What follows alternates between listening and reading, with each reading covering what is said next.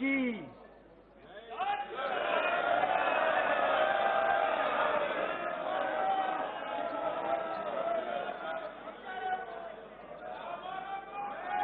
सभा पटल पर रखे जाने वाले पत्र।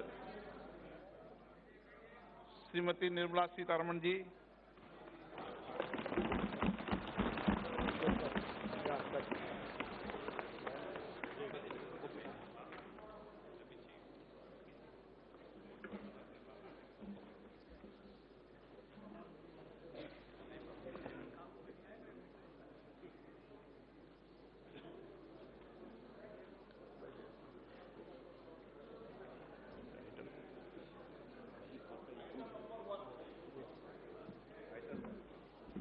माननीय मंत्री जी, आइटम नंबर 1। हाँ जी, एक मिनट जी।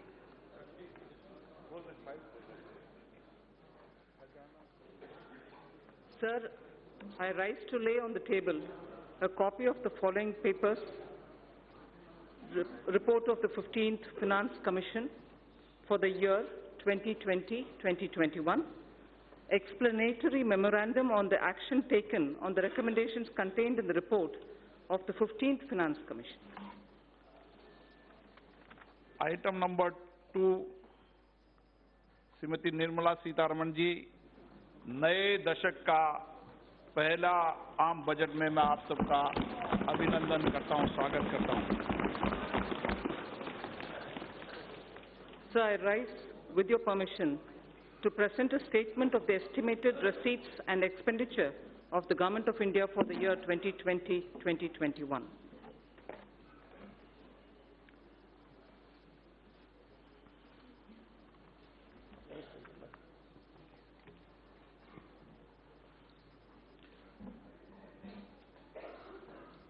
$2020 2021 के लिए भारत सरकार के अनुवादित प्राप्तिय और वे विवरण प्रस्तुत करेंगी निर्मला सीतारमण जी।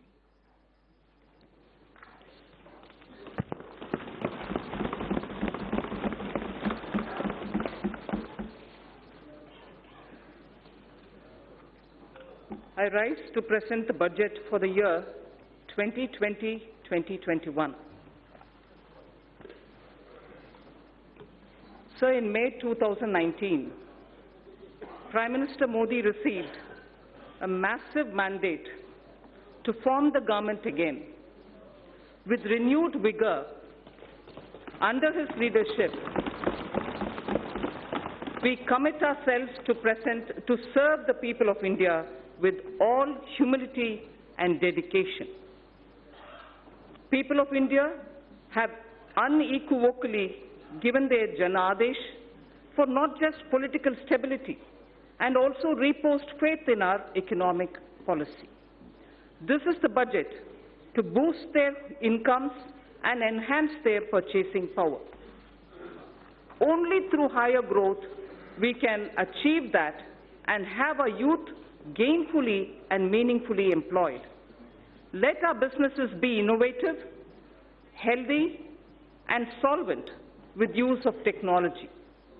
For today's youth, born at the turn of the century, for every member of the scheduled castes and scheduled tribes who seek a better life, for every woman wishing to stand up and get counted, for every individual from the minority sections of our society, this budget aims to give and have your aspirations and hopes addressed. We wish to open up vistas for a vibrant and dynamic economy with a gentle breeze of new technology. This vibrant India shall be a caring society which shall attend to its weak, the old, and the vulnerables among its citizens. During 2014-19, our government brought in a paradigm shift in governance. This shift was characterized by a twin focus: fundamental structural reform and inclusive growth. Fundamentals of the economy are strong, and that has ensured macroeconomic stability. Inflation has been well contained. Banks saw a thorough cleaning up of accumulated loans of the past decade, and then they were recapitalized. Companies were provided an exit through the IBC. Several steps on the formalization of the economy were taken up. Of the structural reforms, the goods and services tax, the GST, has been the most historic in our country.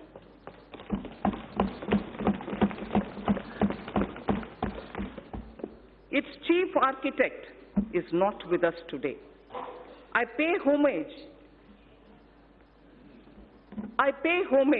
to the visionary leader, late Sri Arun Jaitley. At the time of rollout of GST, he had said, and I quote, it will be an India where the center and states will work harmoniously towards the common goal of shared prosperity.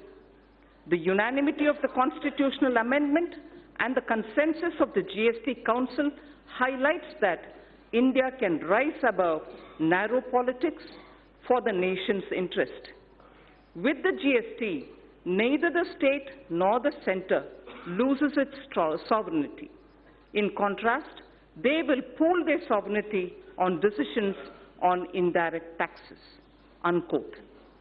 True to this vision for the historic structural reform, the goods and services tax has been gradually maturing into a tax that has integrated the country economically. It has consolidated numerous taxes and cesses to one tax and facilitated formalization of the economy. It has resulted in the efficiency gains in logistic and transport sectors.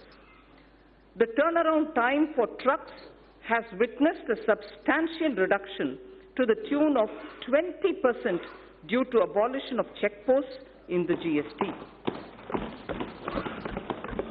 The dreaded Inspector Raj has also vanished.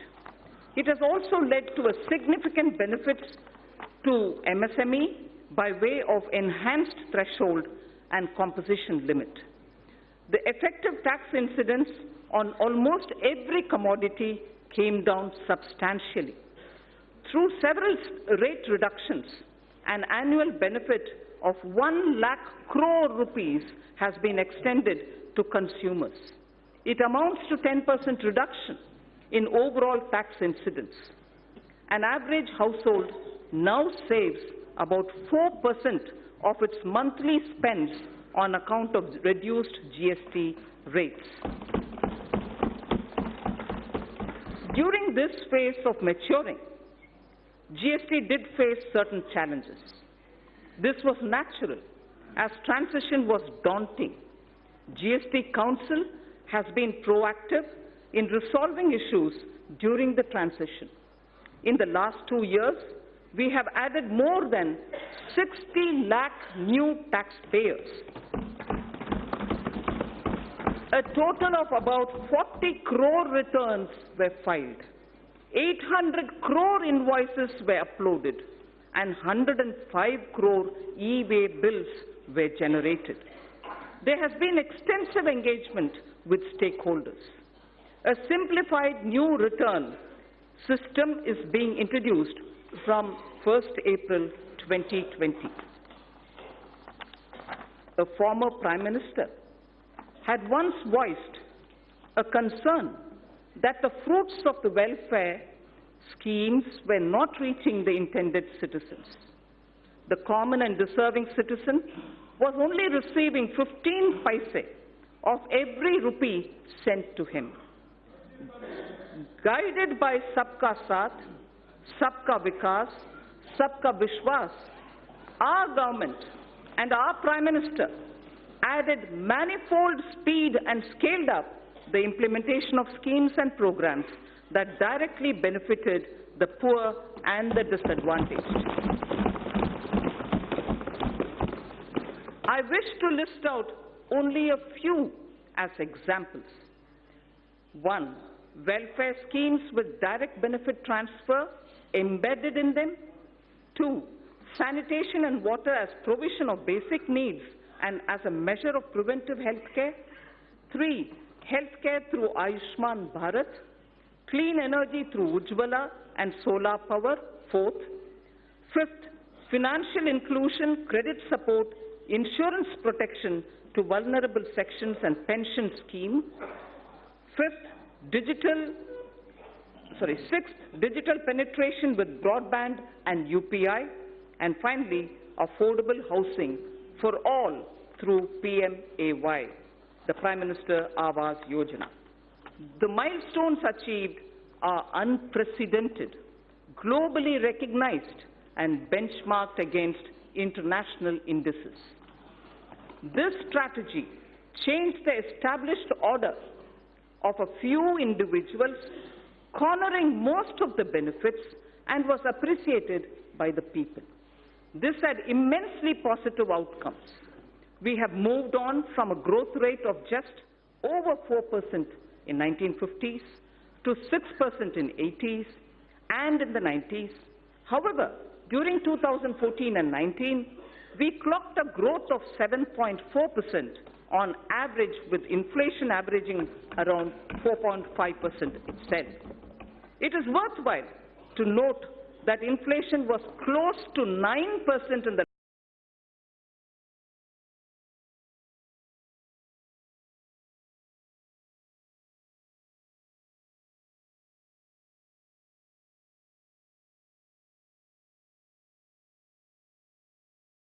between 2006 and 16, India was able to raise 271 million people out of poverty, which we all should be proud of. We are now the fifth largest economy of the world. India's foreign direct investment got elevated to the level of $284 billion during 2014 and 19, from $190 billion that came in during the years 2009 to 14. The central government debt that has been the bane of our economy got reduced in March 2019 to 48.7% of GDP from a level of 52.2% in March 2014. Just between 14 and 19, I recall this figure, the central government's debt in March 2019 has come down to 48.7% of the GDP from a level of 52.2% in March 2014. With this backdrop, our government shall work towards taking the country forward so that we can leapfrog to the next level of health, prosperity, and well-being. We shall strive to bring ease of living to every citizen. I'm mindful of presenting this budget in the backdrop of two cross-cutting developments. One, proliferation of technologies, especially analytics, machine learning, robotics, bioinformatics, and artificial intelligence. And also, number two, the number of people in the productive age group, that is 15 to 65 years of age in India, being at its highest.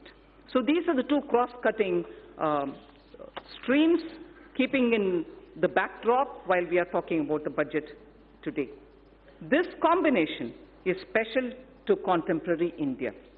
Across the world, if there is a shrinking of globalization, equally, there is a debate on the efficacy of monetary policy too. The efforts we have made in the last 5 years and the energy, the enthusiasm, and the innovation of our youth are the ignition required to push forward. This Indian spirit of entrepreneurship, which weathered several storms over the centuries, inspire and motivate us. We recognize the need to support and further energize this spirit. This budget is woven around three prominent themes. One, aspirational India, in which all sections of the society seek better standards of living with access to health, education, and better jobs. Two, economic development for all, indicated in the Prime Minister's exhortation of Sabka Saath, Sabka Vikas, Sabka Vishwas. This would entail reforms across swathes of the economy. Simultaneously, it would mean yielding more space for the private sector. Together, they would ensure higher productivity and greater efficiency. And 3, ours shall be a caring society that is both humane and compassionate. Antyodaya is an article of faith. So, I repeat, this budget is woven around 3 prominent themes: aspirational India, economic development, and a caring society. The digital revolution, which has placed India in a unique leadership position globally, will see the next wave. We shall aim to achieve seamless delivery of services through digital governance, to improve physical quality of life through national infrastructure pipeline, risk mitigation through disaster resilience, social security through pension and insurance penetration.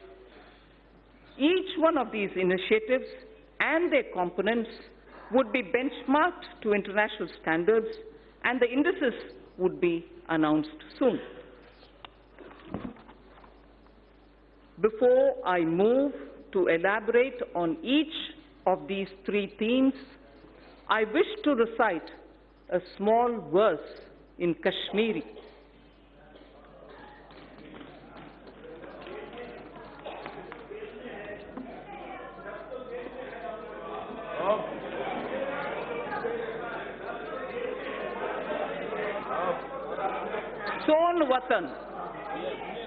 सोन वतन गुलजार शालीमार ह्यूं, सोन वतन गुलजार शालीमार ह्यूं, दल मंज फोलवून पंपोश ह्यूं, नवजवान अन हुंद वूशन खुमार ह्यूं, म्योन वतन च्योन वतन सोन वतन Nundboni Vatan.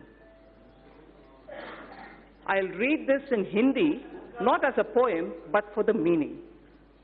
Hamara Vatan, खिलते हुए शालीमार बाग जैसे. हमारा वतन खिलते हुए शालीमार बाग जैसे. हमारा वतन डल लेक में खिलते हुए कमल जैसा.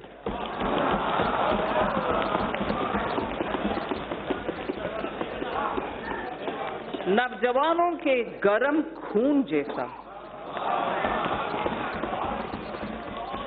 नवजवानों के गरम खून जैसा.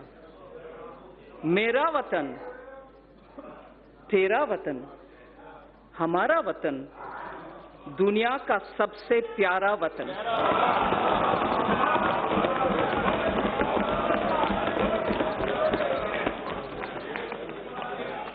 It is everything that we do here, everything that we speak through the budget, and everything that this government everything that this government does with the guidance and leadership of the Prime Minister is for this Pyara Vatan. This poem, I must mention, is a poem written by Pandit Dinanath Kaul, who's a Sahitya Akademi awardee. Honorable Speaker, sir, I now move to the first of my theme, which is the aspirational India. I shall cover programs and plans related to agriculture, irrigation, and rural development. That's my first under the aspirational India theme. Second, wellness, water, and sanitation. That's the second under aspirational India. And the third is education and skills. I move to talking about agriculture, irrigation, and rural development. Our government is committed to the goal of doubling farmers' incomes by 2022. We have provided energy sovereignty through Kusum, and input sovereignty through Paramparagat Krishi Vikas Yojana.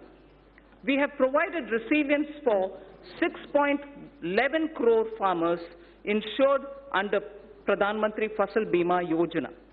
Focus on cultivation of pulses, expansion of micro-irrigation through Krishi Sinchai Yojana have raised the self-reliance of the country. Provision of any annual supplement of the income to the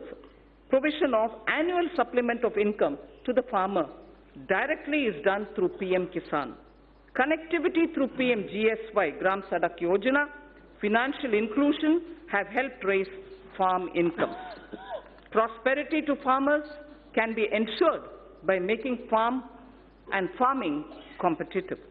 For this, farm markets need to be liberalized. Distortions in farm and livestock markets need to be removed. Purchase of farm produce, logistics, agri-services need copious investments. Substantial support and hand-holding of farm-based activities such as livestock, apiary, and fisheries need to be provided for. Farmers desire integrated solutions covering storage, financing, and processing and marketing. Adopting sustainable cropping patterns and bringing in more technology are integral to our plan. All this and more can be achieved through working with and in cooperation with the states. The following 16 action points indicate our focus. We propose to encourage those state governments who undertake implementation of following model laws already issued by the central government. My first of the action points, 16 action points, but the first one is to encourage those state governments who undertake implementation of following model laws which are already passed and issued by the central government. First, Model Agricultural Land Leasing Act of 2016. Model Agricultural Produce and Livestock Marketing Act of 2017. Model Agricultural Produce and Livestock Contract Farming and Services Promotion and Facilitation Act of 2018. So 3 model agriculture-related laws we would like state governments to consider favorably. Second of the 16 action points, water stress-related issues are now a serious concern across the country. Our government is proposing comprehensive measures for 100 water-stressed districts. Our government is proposing comprehensive measures for 100 water-stressed districts. Third of the 16, in the budget speech of July 2019, I had stated that Annadata can be Urja Data also. The PM Kusum scheme removed farmers' dependence on diesel and kerosene and linked pump sets to solar energy. Now I propose to expand the scheme to provide 20 lakh farmers for setting up standalone solar pumps. Further, we shall also help another 15 lakh farmers solarize their grid-connected pump sets. In addition, a scheme to enable farmers to set up solar power generation capacity on their fallow and barren lands and to sell it to grid would be operationalized. Speaker, sir, this is a major step forward in which we are saying that farmers, if they have fallow or barren lands, now will be helped to set up solar power generation units so that they can then sell that which is being generated, solar power, to the grid, and through the grid, having given the solar power from their barren land, they will be able to make a living out of their barren land also. Fourth of the 16, our government shall encourage balanced use of all kinds of fertilizers, including the traditional organic and other innovative fertilizers. This is a necessary step to change the prevailing incentive regime which encourages excessive use of chemical fertilizers. So this is an important point. I'd like to repeat it. This is a necessary step to change the prevailing incentive regime which encourages excessive use of chemical fertilizers. Honorable Speaker, sir, in Tamil Nadu, there was a very wise old woman saint poet who lived more than 3,000 years ago. And she had used every letter of the Tamil alphabet to teach children moral stories. Not stories, moral lines. Each line was only 3-worded ones. They were very simple ones.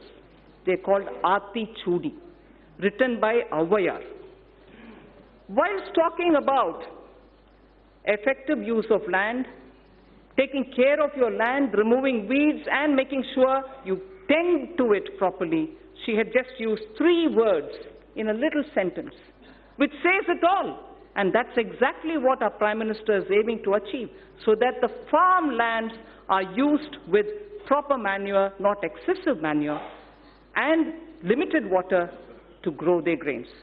Bhumi Thirutti Un is the line from Aati Chudi, which was said by a saint poet, a woman called Avayar. Bhumi Thirutti Un. First, tend to your land, take care that you're not excessively leaving it, and then trying to take a crop out of it. So the 5th point out of my 16 action points. India has an estimated capacity of 162 million metric tons of agri warehousing, cold storage, reefer van facilities, and so on. NABARD will undertake an exercise to map and geotag them.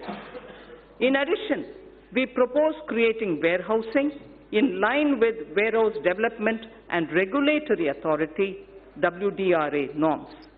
Our government will provide viability gap funding for setting up such efficient warehouses in the block or taluk level. This can be achieved where states can facilitate with land and are on PPP mode. Food Corporation of India and Central Warehousing Corporation shall undertake such warehouse building on their own land too. 6th action point. As a backward linkage, a village storage scheme is proposed to be run by SHGs. This will provide farmers a good holding capacity and reduce their logistics cost. Women SHGs can avail of Mudra or NABARD assistance and regain their position as Dhanya Lakshmi. We've heard of Dhana Lakshmi often, and many of us are familiar with Dhanya Lakshmi, and I'm sure many of us do recall the days when women in the villages were the ones who kept the seed for the entire village, and they would distribute seeds as and when a farmer required it. So we would like to restore women SHG groups to play that role or at the village level as Dhanya Lakshmis, being assisted by Mudra and being assisted by NABARD.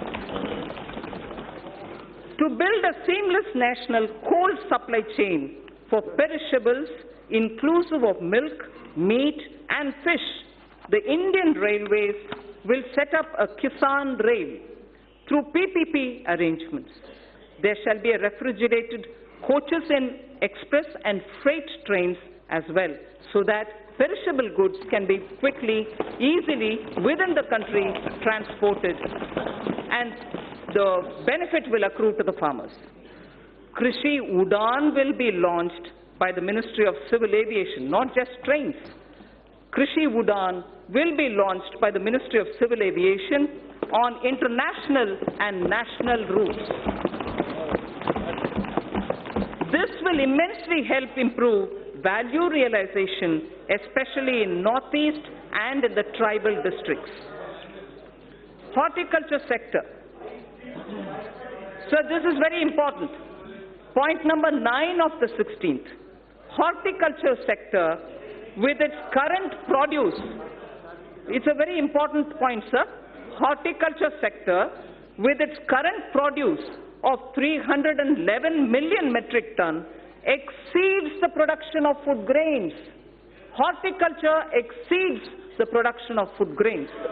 For better marketing and export, we propose supporting states which, adopting a cluster basis, will focus on one product, one district, so that a high focus is given at the district level for products in horticulture to really gain that momentum. 10th of the 16 action points.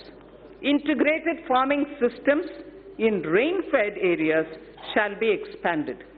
Multi-tier cropping, beekeeping, solar pumps, solar energy production in non-cropping season will be added. Sir, I had mentioned in my July budget, zero budget natural farming. That shall also be included in our activities. The portal on Jaivik Kheti, online national organic products market, will also be strengthened. So the next point, the 11th, financing on negotiable warehousing receipts, ENWR, has already crossed more than 6,000 crores.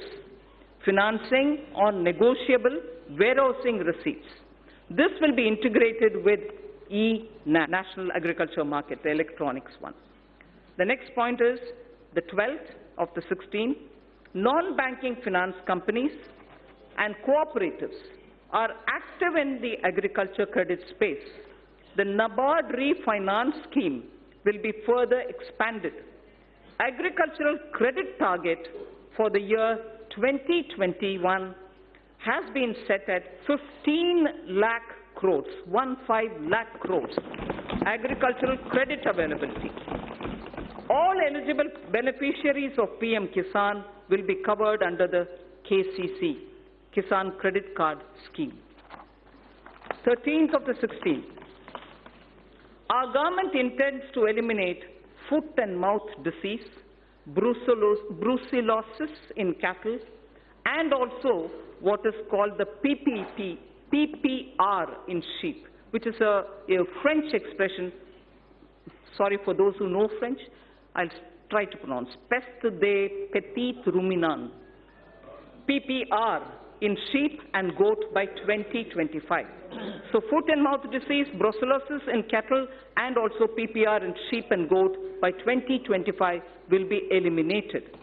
Coverage of artificial insemination shall be increased from the present 30% to 70%. Manrega would be dovetailed to develop fodder farms. Further, we shall facilitate doubling of milk processing capacity from 53.5 million metric tons to 108 million metric tons by 2025. From 53.5 million metric tons of milk to 108 million metric tons by 2025. 14th point, blue economy. Our government proposes to put in place a framework for development, management, and conservation of marine fishery resources. 15th, youth in coastal areas benefit through fish processing and market. By 2022-23, I propose raising fish production to 200 lakh tons. Propose raising fish production to 200 lakh tons. Growing of algae, seaweed, and cage culture will also be promoted. So this coming point is very important. Our government will involve youth in fishery extension work through 3,477 Sagar Mitras and 500 fish farmer producer organizations. We hope the rural youth, particularly those who are in the coastal areas and inland fishing areas, will work as Sagar Mitras and also form 500 fish farmer producer organizations. You know that we already have a farmer producer organization, which is FPO. Now we are expanding it to cover fish farmer producer organizations. 16th and the last action point, sir, under Deen Dayal Antyodaya Yojana for alleviation of poverty, 58 lakh SHGs have been mobilized. We shall further expand on SHGs in this regard too. Now, for the fund allocation, for the 16 different steps that I have announced, they are being stated under two broad categories. They are being stated under two broad categories. For the sector comprising of agriculture, allied activities, irrigation and rural development, an allocation of 2.83 lakh crores has been made for 2020-21, and it is divided, among other things, for agriculture, irrigation and allied activities, 1.6 lakh crores. For rural development and Panchayati Raj, 1.23 lakh crores. Both put together, it is about 1.73 lakh, 2.8 lakh, 83 lakh crores, 2.83 lakh crores. Wellness and water and sanitation is the second under Aspirational India. I said my three themes: Aspirational India, economic development and caring society. Under each, I state three which contain specific programs. Aspirational India, already I have mentioned about the rural development and so on. Now I talk of wellness, water and sanitation. We have a holistic vision of healthcare that translates into wellness for citizens. Mission Indradhanush has been expanded to cover 12 such diseases, including 5 new vaccines. Fit India movement is a vital part of fight against non-communicable diseases coming out of lifestyle issues.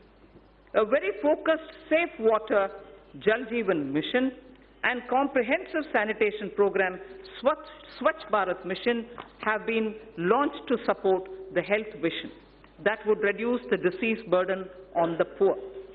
Presently, under PM Jan Arogya Yojana, there are more than 20,000 empaneled hospitals who help in Ayushman Bharat. We need more such hospitals to be empaneled in Tier 2 and Tier 3 cities for poor people in these areas to benefit from them.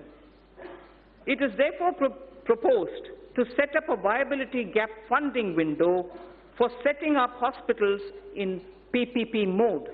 In the first phase, those aspirational districts will be covered. We know there are 112 of them. So those aspirational districts from 112 that we have, where presently there are no Ayushman empaneled hospitals, will be given priority. So from 112 of aspirational districts, those which don't have an empaneled hospital for Ayushman treatments will be given the first priority, so that in Tier 2 and Tier 3 we have more such hospitals. This would also provide large-scale employment opportunities to youth. Proceeds from taxes on medical devices. This is very interesting. It has a bearing on what I will be saying during taxation, the Part B. Proceeds from taxes on medical devices would be used to support this vital health infrastructure which will get built in the aspirational districts. Using machine learning and artificial intelligence in the Ayushman Bharat scheme, health authorities and the medical fraternity can target diseases with an appropriately designed preventive regime. TB harega, desh jeetega. TB harega, desh jeetega. This campaign has been launched. I propose to strengthen this campaign to realize our commitment to end tuberculosis by 2025. I propose to expand also Jan Aushadhi Kendra scheme to all districts, offering 2,000 medicines and 300 surgicals by 2024. I have provided for the health sector about 69,000 crores, that is inclusive of 6,400 crores for Prime Minister Jan Arogya Yojana. So now the important point on sanitation. Our government is committed to ODF Plus. We know ODF is already there, launched, successfully sort of covered, saturation reached. But our government is committed to ODF Plus in order to sustain ODF behavior, because it has a lot of impact. If behavioral patterns don't remain consistent, it can have a negative bearing. So our government is committed to ODF Plus in order to sustain ODF behavior and to ensure that no one is left behind. Now, more needs to be done towards liquid and grey water management. Focus would also be on solid waste collection, source segregation and processing. The total allocation for Swachh Bharat mission is about 12,300 crores for this year, 2020-21. Aiming to provide piped water supply to all households, Prime Minister announced from the Red Fort the Jal Jeevan mission. Our government has approved 3.6 lakh crore for this mission. 3.60 lakh crore for this mission is being approved. This scheme also places emphasis on augmenting local water resources, recharging existing sources, and will promote water harvesting and desalination. Cities over 1 million population will be encouraged to meet this objective during the current year itself. During the year 2021, this scheme would be provided a budget exclusively of 11,500 crores. So I now move to the third under Aspirational India, education and skills. The third and the final item under Aspirational India is education and skills. By 2030, India is set to have the largest working age population in the world. Not only do they need literacy, but they need both job and life skills. Dialogues have been held with state education ministries, members of parliament, and other stakeholders about education policy.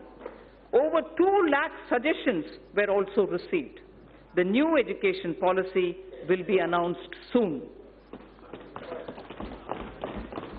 It is felt that our education system needs greater inflow of finance to attract talented teachers, innovate and build better labs. Therefore, steps would be taken to enable sourcing external commercial borrowings and FDI so as to deliver higher quality education. Students in general stream, as opposed to those in services or technology stream, sciences and technology stream, need their employment opportunities improved. About 150 higher education institutions will start apprenticeship embedded degree diploma courses by March 2021. The government proposes to start a program whereby urban local bodies across the country would provide internship opportunities to fresh engineers for a period up to 1 year. So local bodies, as you know, do undertake a lot of public work programs, and their manpower is also limited. But yet, young engineers who are ready to serve for the purpose of learning how it is to work with the government are also going around seeking opportunities. So here we have created an opportunity by saying urban local bodies should now give opportunity for fresh engineers so that they can help them plan better and in turn also learn as an intern under the local bodies. So this is for a period of 1 year that we've opened up. In order to provide quality education to students of deprived section of the society as well as those who do not have access to higher education, it is proposed to start a degree-level, full-fledged online education program. This shall be offered only by institutions who are ranked within top 100 in the National Institutional Ranking Framework. Initially, only a few such institutions would be asked to offer such programs. Sir, India should also be a preferred destination for higher education. Hence, under its Study in India program, an IND SAT exam is proposed to be held in Asian and African countries. It shall be used for benchmarking foreign candidates who receive scholarships for studying in Indian higher education centers. A national police university and a national forensic science university are being proposed in the domain of policing science, forensic science, and cyber forensics. There is a shortage of medical doctors. There is a shortage of qualified medical doctors, both general practitioners as well as specialists. In order to meet this requirement, it is proposed to attach a medical college to an existing district hospital in PPP mode. Those states that fully allow facilities of the hospital to the medical college and wish to provide land at a concession would be able to receive viability gap funding from the center. Details of the scheme would be worked out soon, so we aim to have at the district level, with hospitals which are being extended for medical college training and also for producing more doctors, viability gap funding will also be extended. So the National Board of Examination imparts PG medical qualification, diploma and fellow of National Board, DNB and FNB. The government will therefore encourage large hospitals with sufficient capacity to offer resident doctors the DNB and FNB courses under the National Board of Examinations. There exists a huge demand for teachers, nurses, paramedical staff, and caregivers all abroad. There exists a huge demand abroad for teachers, nurses, paramedical staff, and caregivers. However, their skill sets many a time do not match the employer's standards and therefore need to be improved. I propose that a special bridge course be designed by the Ministries of Health, Skill Development, together with professional bodies to bring in equivalence. Language requirements of various countries need also to be included. All these should be achieved through a special training package. Our government proposes to provide about 99,300 crores for education sector in 2021 and about 3,000 crores for skill development. So I move to the second theme, economic development. Aspirational India, economic development and caring society. I'm now talking on economic development. And in economic development, industry, commerce, and investment are the ones which come first in our. So the most important thing as an introduction I'd like to say here, the guilds of Saraswati Sindhu civilization and the Harappan seals are remarkable. Saraswati Sindhu civilization is about 4,000 before the Common Era. They belong, the seals in particular, belong to 3,300 BCE, before the Common Era. Words from the Indus script, which are all hieroglyphs, have been deciphered. Words from those hieroglyphs have been deciphered. Interesting words which we need to know when we're talking about commerce and industry. Commerce and trade-related words show how India for a millennia has been a continuing civilization with rich skills in metallurgy, rich skills in trading, and so on. Sreni is a word found in the Harappan seals, which means guild. Seti is a word found in the Harappan seals, which means wholesale merchant. Seti was a wholesale merchant in the Sindhu civilization, Saraswati Sindhu civilization. Poddar is an affair of metal into treasury. And also, India is a continuing maritime power in terms of commerce and industry. Sakara Kholmi is using word which shows blacksmithery and also iron and tinsmithery existed that time. So India's commerce, India's industry, India's trade in such materials, which were all unique to India, have existed and continues to exist over the millennia.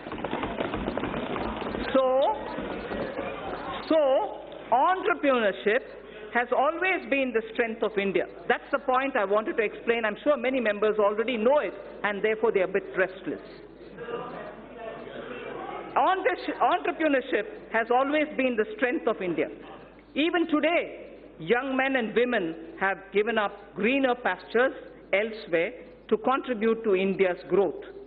They are risk-taking and come up with disruptive solutions to festering challenges. Equally, established old industries are resetting themselves in a changing global and domestic situation. We recognize the knowledge, skills, and risk-taking capacities and capabilities of our youth. He is no longer a job seeker. He is a creator of jobs. Now we wish to create more opportunities and remove roadblocks from this path. I propose to set up an investment clearance cell that will provide end-to-end facilitation and support, including pre-investment advisory, information related to land banks, and facilitate clearances at the center and also in the state level. It will work through a portal. There is a case for maximizing the benefits of three separately developing economic activities: the upcoming economic corridors, revitalization of manufacturing activities, and technology and the demands for aspirational classes. We have to benefit from their convergence. Hence, it is proposed to develop 5 new such smart cities in collaboration with states and in PPP mode. Such sites would be chosen that offer the best choices in terms of the aforementioned principles. India needs to manufacture networked products that will make it a part of global value chains. This in turn gets more investment and generates more employment for our youth. Electronics manufacturing industry is very competitive, and India has shown its cost advantages.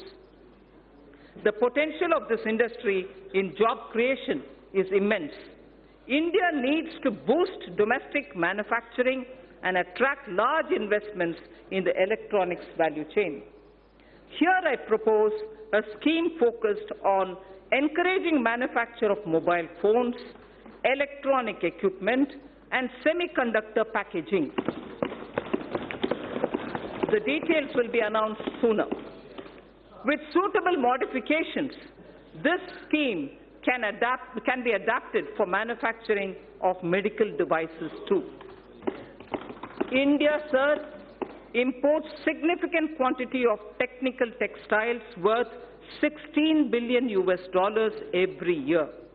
To reverse this trend and to position India as a global leader in technical textiles, a national technical textiles mission is proposed with a 4-year implementation period from 2020-21 to 23-24 at an estimated outlay of 1,480 crores.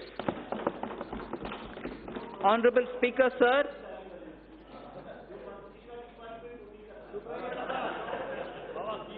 Honorable Speaker, sir, from the Red Fort, our Prime Minister spoke about quality and standards when he spoke of zero defect, zero effect manufacturing. In September last year, I had called for a time-bound adoption by industry of all necessary mandatory technical standards and their effective enforcement. All ministries during the course of this year would be issuing quality standard order.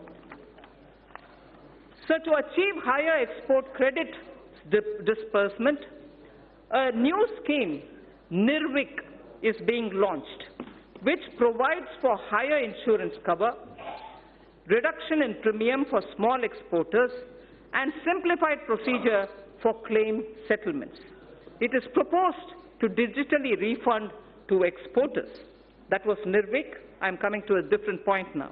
It is proposed to digitally refund to exporters duties and taxes levied at the center, state, and local levels, such as electricity duties, VAT, the VAT, on fuel used for transportation, which are not getting exempted or refunded under any other existing mechanism. This scheme for reversion of duties and taxes on exported products will be launched from this year itself. Honourable Speaker, it is the vision of our Prime Minister that each district should develop as an export hub. Efforts of the centre and state governments are being synergized and institutional mechanisms are being created in order that every district becomes an export hub. Government e-marketplace, GEM, is moving ahead for creating a unified procurement system in the country for providing a single platform for procurement of goods, services and works. It offers a great opportunity for medium and small and micro enterprises. 3.24 lakh vendors are already on this platform. It is proposed to take its turnover to 3 lakh crores. I propose to provide about 27,300 crores for development and promotion of industry and commerce for the year 2020-2021. So under economic development, the second point that I want to focus on is a very important point, and it is on infrastructure.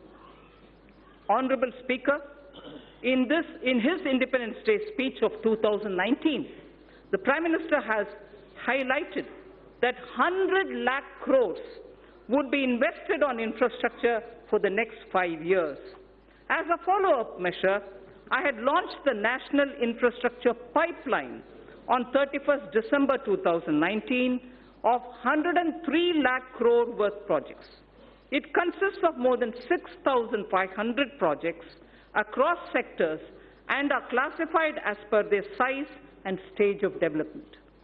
These new projects will include housing, safe drinking water, access to clean and affordable energy, health care for all, world-class educational institutions, modern railway stations, airports, bus terminals, metro, railway transportation, logistics and warehousing, irrigation projects, etc.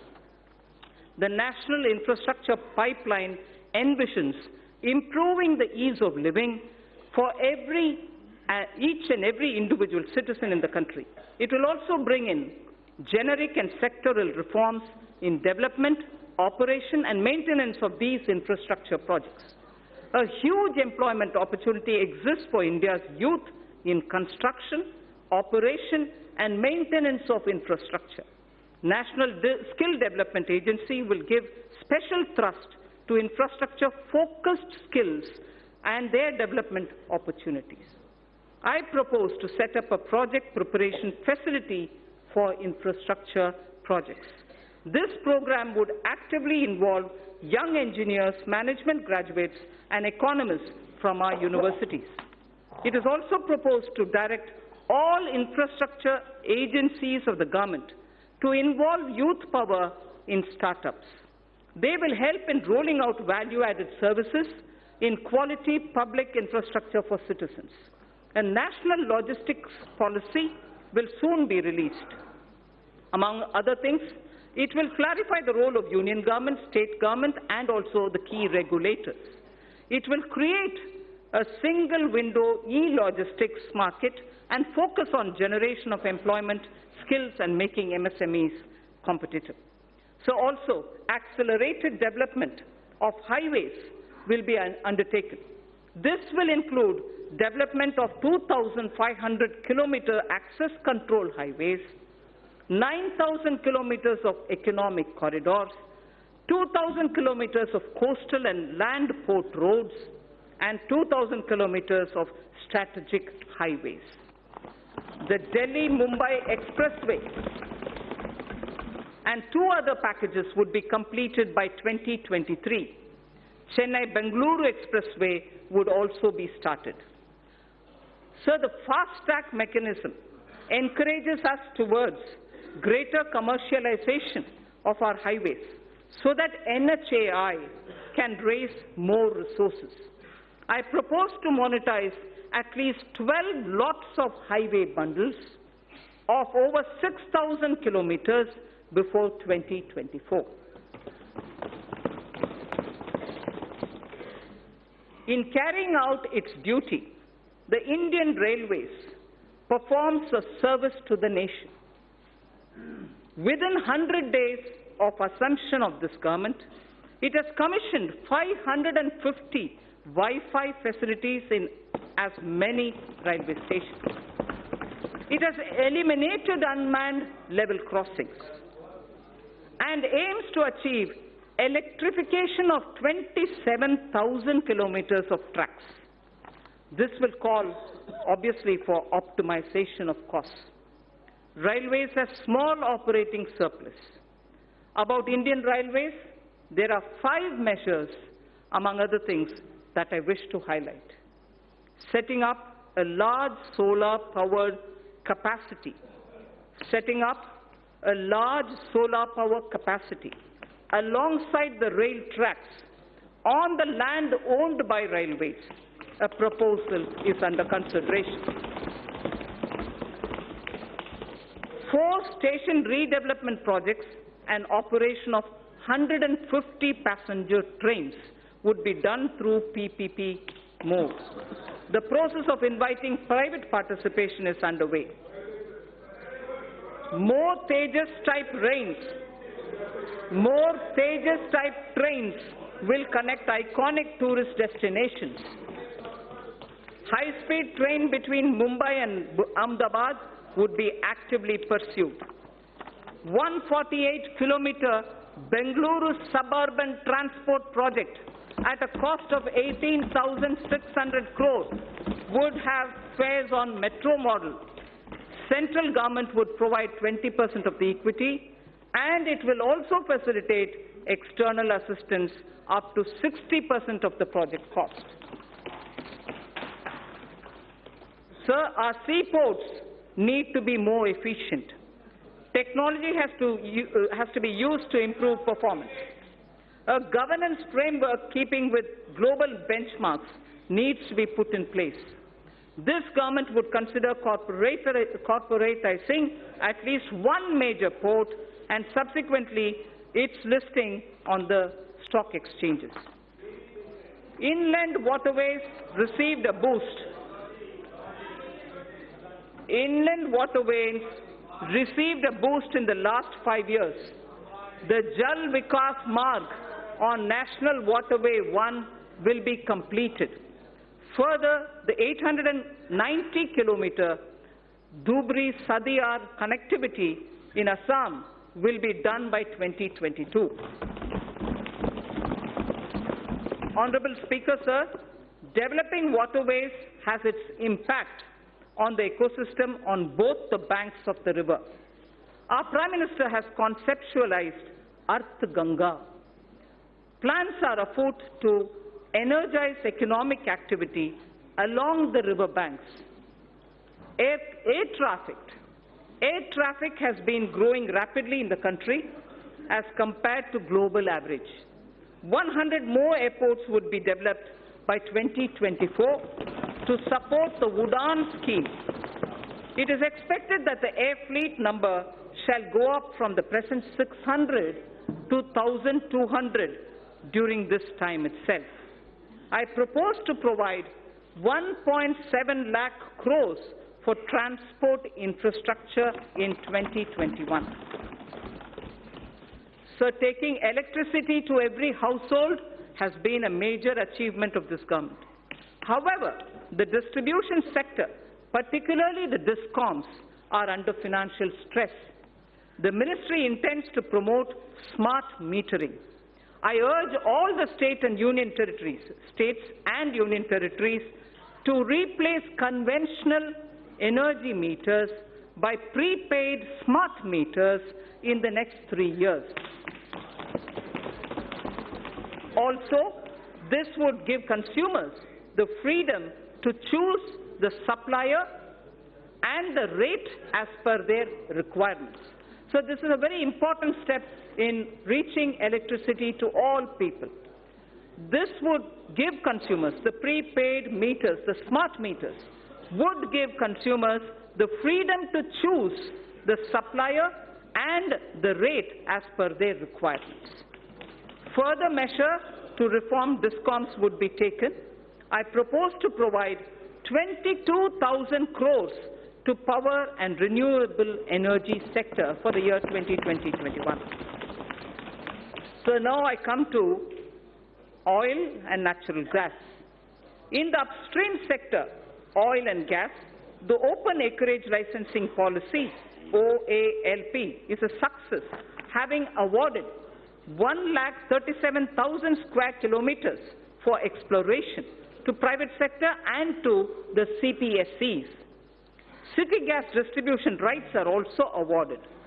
Further, it is proposed to expand the national gas grid from the present 16,200 kilometers. At the moment, it is 16,200 kilometers only. We propose to expand it to reach 27,000 kilometers. To deepen the gas markets in India, further reforms will be undertaken to facilitate transparent price discovery and also ease of transactions. So I come to talking about the new economy now. The new economy is based on innovations that disrupt established business models. Artificial intelligence, Internet of Things, 3D printing, drones, DNA, data storage, quantum computing, etc. are all rewriting the world economic order. India has already embraced a new paradigm, such as the sharing economy with aggregator platforms, displacing conventional businesses. Government has harnessed new technologies to enable direct benefit transfers and financial inclusion on a scale like never before. It's now a cliche, data is the new oil. And it is true that analytics, fintech, and Internet of Things are changing the way we deal with our lives. To take advantage of this, I propose to bring out soon a policy to enable private sector to build data center parks throughout the country. Building data center parks throughout the country. It will enable our firms to skillfully incorporate data in every step of their value chains. Our vision is that all public institutions at the Gram Panchayat level, such as Anganwadis, health and wellness centers, government schools, PDS outlets, post offices, and police stations will all be provided with digital connectivity. So, the fiber to home FTTH connections through BharatNet will link 100,000 Gram Panchayats this year itself. 1 lakh Gram Panchayats this year itself will be connected to the optical fiber FTTH program. It is proposed, therefore, to provide 6,000 crores to BharatNet program 2020-21. We need to expand the base for knowledge-driven enterprises. Intellectual property creation and protection will play an important role. Several measures are proposed in this regard, which will benefit the startups. A digital platform would be promoted that would facilitate seamless application and capture IPRs. Also, in an institute of excellence, a center would be established that would work on the complexity and innovation in the field of intellectual property. Honorable Speaker, sir, knowledge translation clusters would be set up across the different technology sectors, including new and emerging sectors, for designing, fabrication, and validation of proof of concept, and further scaling up technology clusters harboring such test beds and small-scale manufacturing facilities would be established. Mapping of India's genetic landscape is critical for next-generation medicine, agriculture, and for biodiversity management. To support this development, we will initiate 2 national-level science schemes to create a comprehensive database.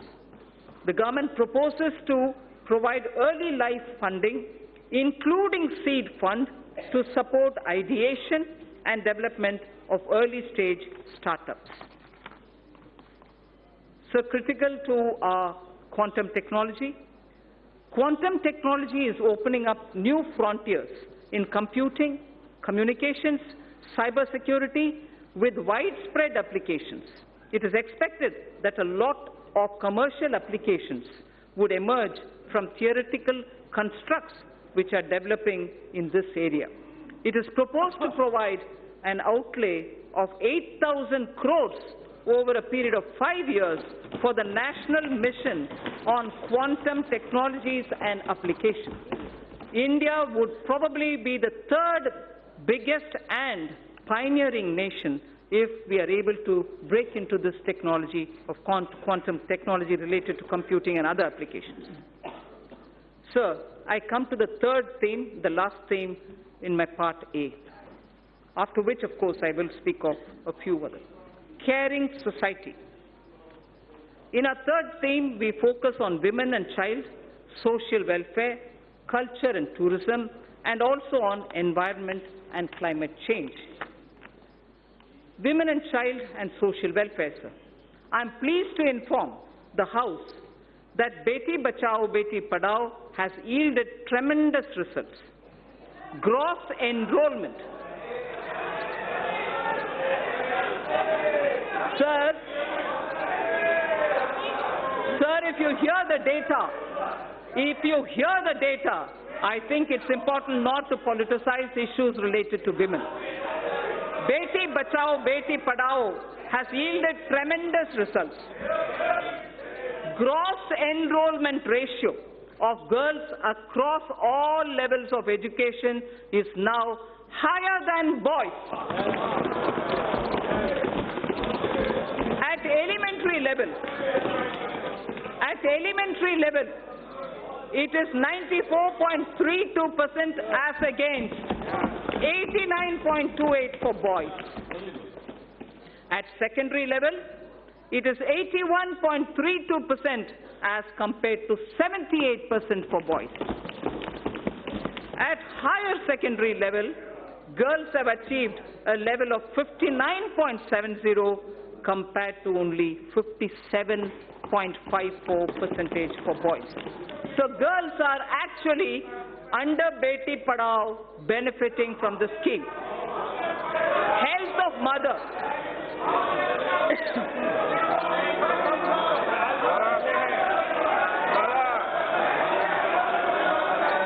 Sir, health of mother and child are correlated closely.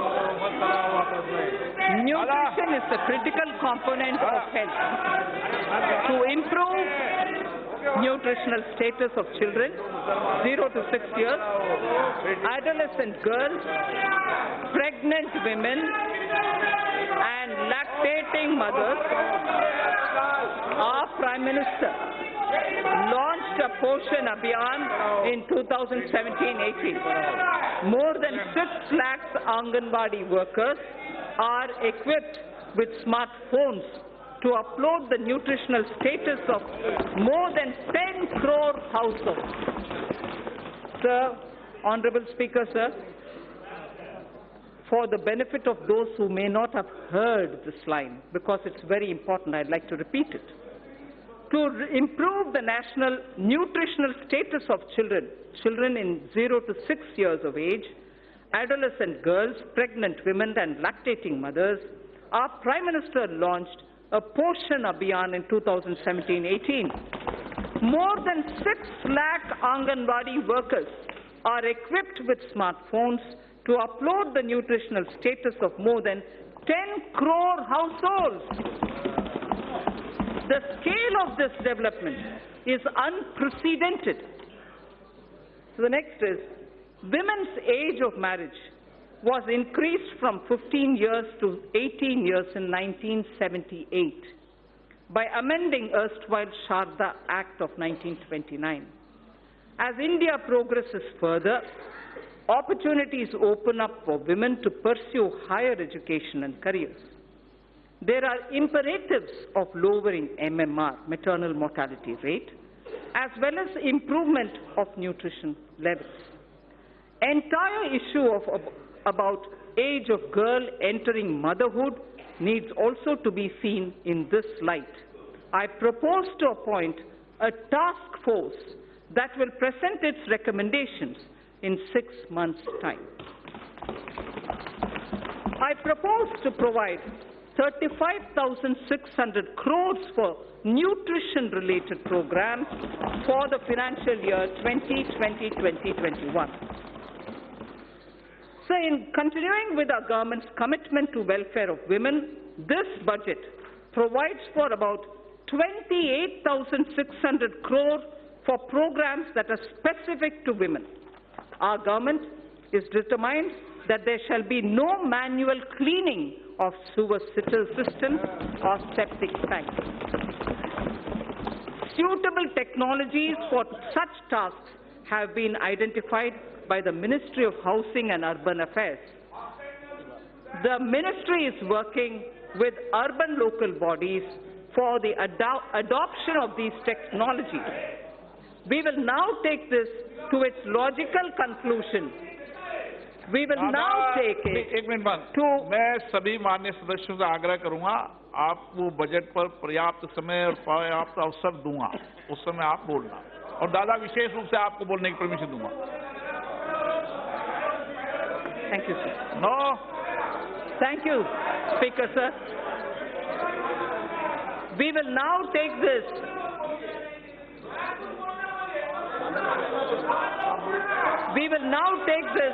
to its logical conclusion through legislative and institutional changes.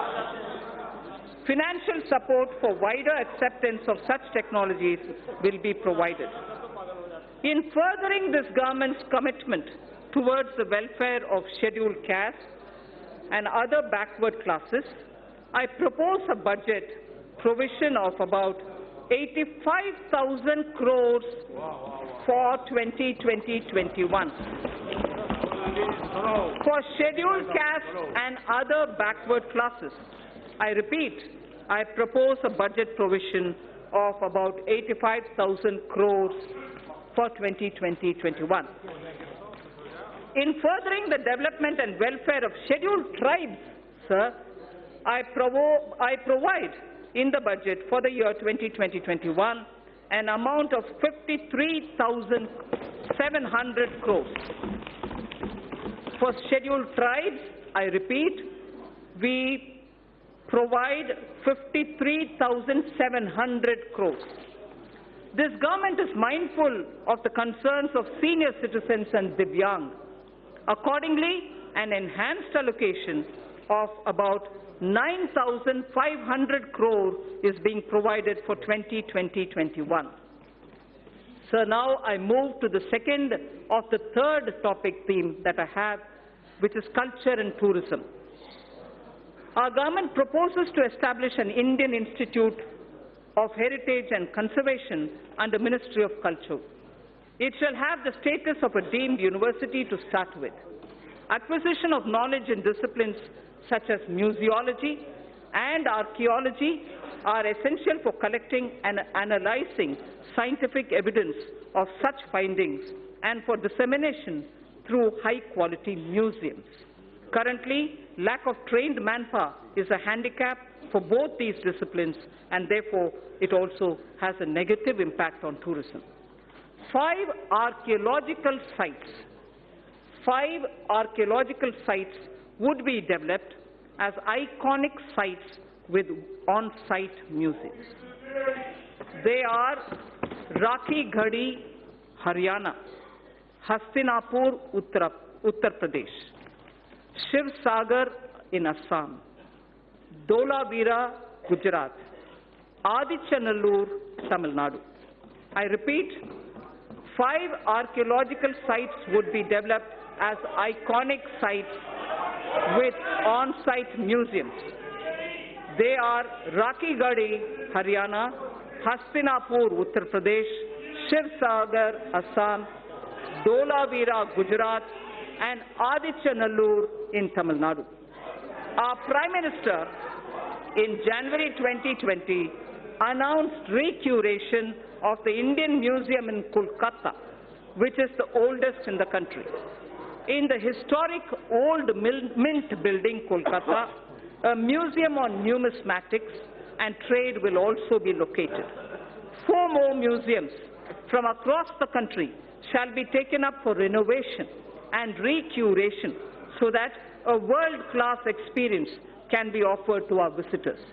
Our government shall also support setting up of a tribal museum in Ranchi, Jharkhand. So I spoke about the Sindhu-Saraswati civilization. A maritime museum would be set up at Lothal, the Harappan Age maritime site near Ahmedabad, by the Ministry of Shipping. I propose to provide 3,150 crore for Ministry of Culture for the year 2021. Sir, India has moved up from the rank 65 in 2014 to 34 in 2019 in the Travel and Tourism Competitive Index, the World Economic Forum's index. Foreign exchange earnings grew 7.4% to 1.88 lakh crores for the period January to November 2019 from 1.75 lakh crores. From 1.75 lakh crores, it has gone up to 1.88 lakh crores. Growth of tourism directly relates to growth and employment. States have a critical role to play. I expect the state governments to develop a roadmap for certain identified destinations and formulate financial plans during 2021 against which specified grants will be made available to the states from the centre in the year 2020-21. For purpose of tourism promotion, sir, I propose to allocate 2,500 crores for 2020-2021. So I now move to the third under this theme, environment and climate change. In September 2019, the Prime Minister has launched the Coalition for Disaster Resilient Infrastructure with its secretariat in Delhi. This global partnership is the second such initiative, international initiative, after the launch of, as members would recall, after the launch of International Solar Alliance. That was in 2015. This global partnership will help in addressing a number of sustainable development goals, as also the aims of Sendai framework. It will enhance climate change adaptation with a focus on disaster-resilient infrastructure. India submitted its nationally determined contribution under the Paris Agreement in 2015 on a best effort basis, keeping in mind the development imperative of our country. Its implementation effectively begins from 1st January 2021. Our commitments as action will be executed in various sectors. Honourable Speaker, sir, I interrupt here only to say this is a very important point because a lot of our commitments which have been given in the Paris Climate Change Conference on best effort basis will start kicking in from 1st January 2021. Our commitments as action will be executed in various sectors by the departments and ministries concerned through a normal budget process. They will do it through the normal budgeting process. There are, however, yet thermal power plants that are old and their carbon emission levels are very high. For such power plants, we propose that utilities running them would be advised to close them if their emission is above the preset norms. the land so vacated can be put to alternative uses. In large cities having population above 1 million, clean air is a matter of concern. I'm sure a lot of our members will be keen to know about what steps are being taken for cities and clean air. The government proposes, Honourable Speaker, to encourage such states that are formulating and implementing plans for ensuring cleaner air in cities above 1 million. Parameters for the incentives would be notified by the Ministry of Environment, Forests and Climate Change. Allocation for this purpose is 4,400 crores for 2020-2021. So there is something which, before I move to talking about governance, because the three themes that I put before the members is coming to a close, I fall back on the wise words of Thiruvalluvar. And this, it's very important, sir. We have heard several words of wisdom from Thiruvalluvar. Thiruvalluvar has spoken about what a good country is. What a good country is actually got to be like.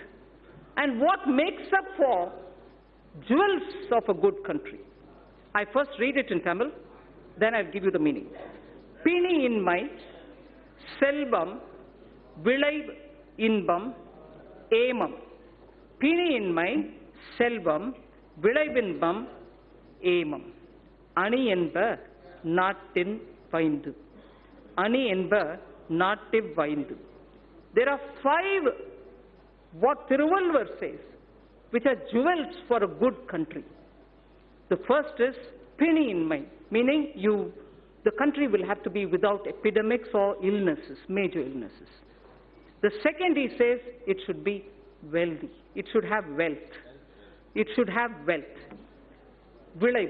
It should also have velachal. In the sense, from the fields, it should have good crop. It should have inbam. It should have happiness. It also should have aimam, which is security and safety of the country. Sir, the 5 jewels. 5 jewels. Pini inmai, selvam, vilaivinbam, aimam, and inbam. Prime Minister Modi. Prime Minister Modi. Ayushman Bharat. Ayushman Bharat for health for all is penny in mind. Selvam, wealth creators will be respected in this country. Wealth creators will be respected in this country. Selvam. Vilaichal, having good crops. Farmer PM Kisan, doubling of income, use of fertilizers and proper growth leads to surplus in horticulture, surplus in Silhan, surplus now, probably also in Dalhan.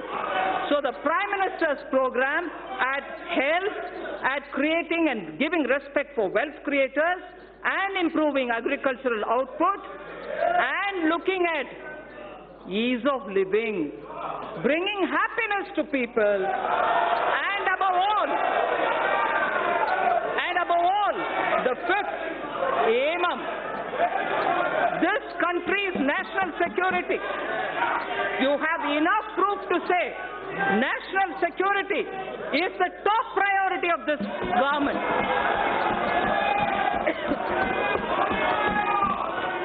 So, if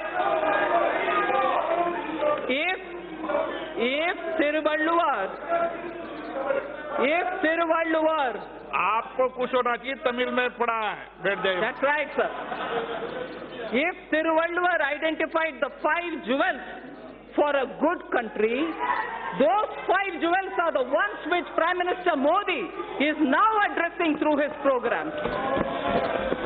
For health, Ayushman, for wealth creators, a respectable and honorable climate, good crops, happiness through ease of living, and national security. So, now with all that said, the bouquet of flowers which I would like to give every citizen with trust and faith, with trust and faith, had flowers and aspirational India, had aspirational India, a set of flowers under aspirational India, had set of flowers under environment and economy and also commerce and industry. A third set of flowers was under the caring India, caring society that we want to have. Now this bouquet of flower is held by two hands, governance and other financial institutions. I speak about governance, sir, which is very important. Good governance is what is going to be giving faith to the people. Honorable Speaker, sir, all the while I have explained the color and composition of the bouquet of flowers, schemes and programs. They were grouped under Aspirational India, Economic Development and Caring India. Now I speak about the two hands that will hold them.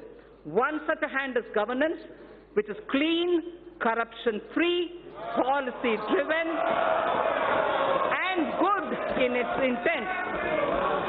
And most importantly, trusting in faith, trusting every citizen, the aspirational youth, the hard-working women.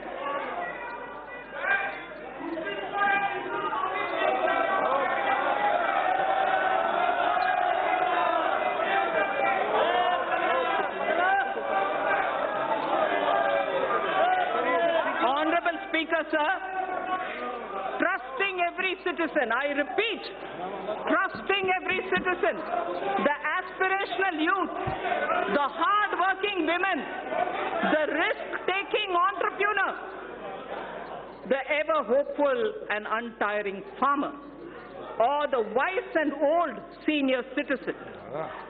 Many among them are taxpayers. Others may not be taxpayers now. Our Prime Minister has laid before us ease of living as a goal to be achieved on behalf of all citizens. An important aspect of both ease of living and ease of doing business is fairness, efficiency of tax administration. We wish to enshrine, this is important, Honorable Speaker. This is important, sir. Money being allocated to various programs is finance of this country. This is very important, sir. Businesses should have the confidence that things are being fair and the efficiency of the tax administration. We wish to enshrine in the statutes a taxpayer charter. Through this budget, a taxpayer charter is getting institutionalized into the statutes. It's going to be enshrined as a part of our laws. That's building trust.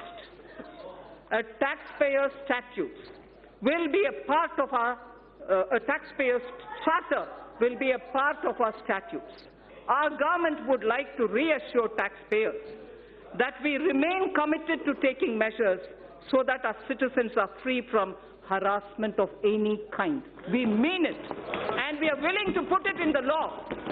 Tax harassment cannot be tolerated when we are talking about citizens and wealth collectors. There has been a debate about building into statutes criminal liability for acts that are civil in nature. This is important, sir. There has been a debate about building into statutes criminal liability for acts that are civil in nature.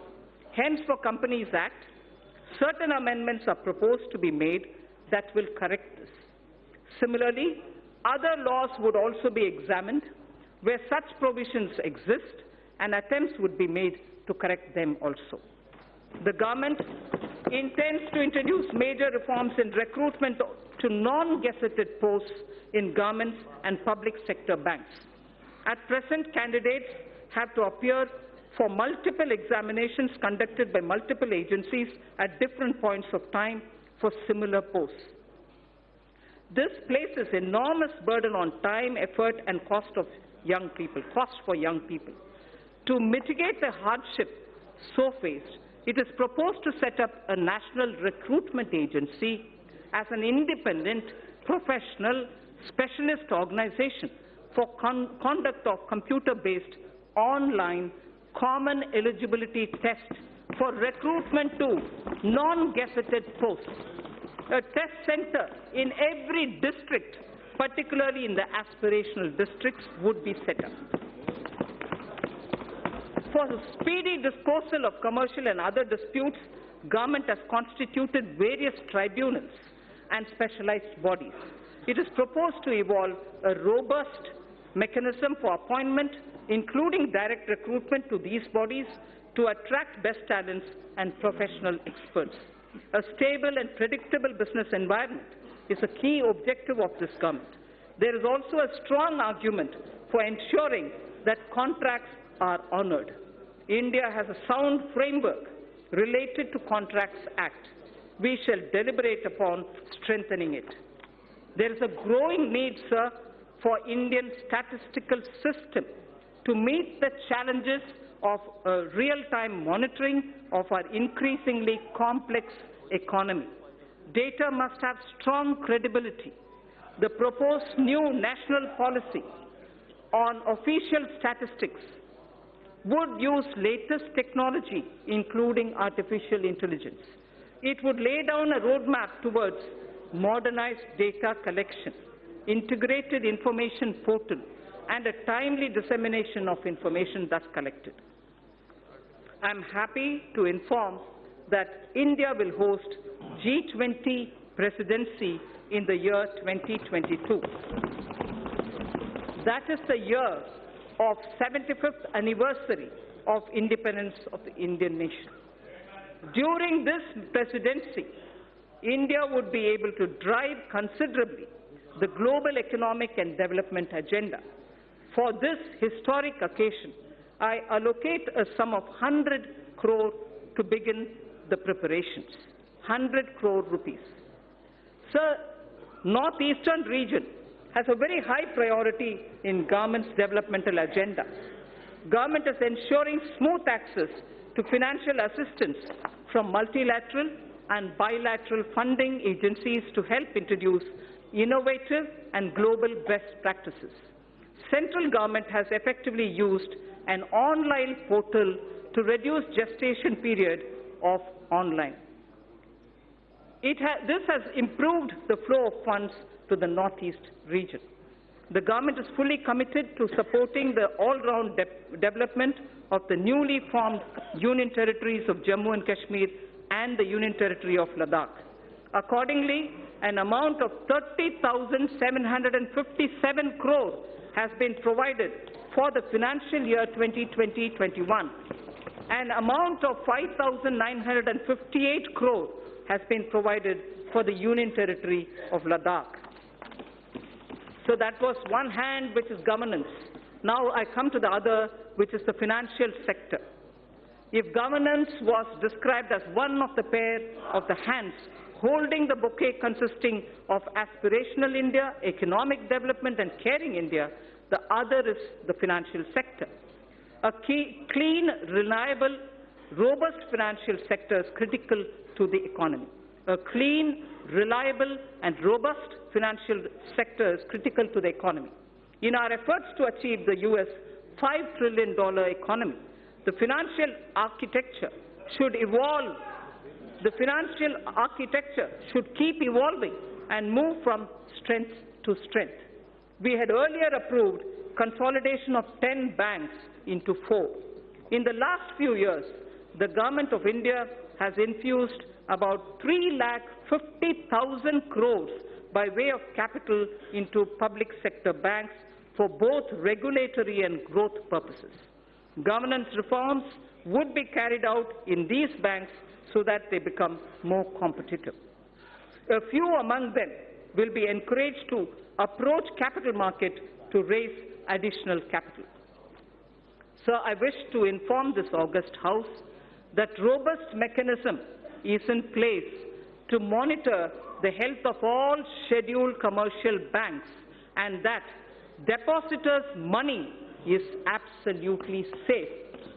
I wish to underline this point, sir, that this August House should know that robust mechanism is in place to monitor the health of all scheduled commercial banks and that depositors' money is absolutely safe. Further, the Deposit Insurance and Credit Guarantee Corporation has been permitted to increase deposit insurance coverage for a depositor, which is now standing at 1 lakh of rupees to 5 lakh per depositor. Sir, the insurance cover for a depositor is at 1 lakh now. Now we are raising it to 5 lakh for each depositor. Sir, to strengthen the cooperative banks, amendments to the Banking Regulation Act are proposed for increasing professionalism, enabling access to capital, and improving governance and oversight for sound banking through the RBI. The limit for NBFCs to be eligible for debt recovery under the Securitization and Reconstruction of Financial Assets and Enforcement of Security Interests under the SARFAESI Act 2002 is proposed to be reduced from 500 crores to asset size 100 crores only, or loan size from existing 1 crore to 50 lakhs. Therefore, we feel many of the small NBFCs which can come for debt recovery would be far easily done for smaller companies. In the last few years, the government has taken concrete steps to bring our banking system to be robust.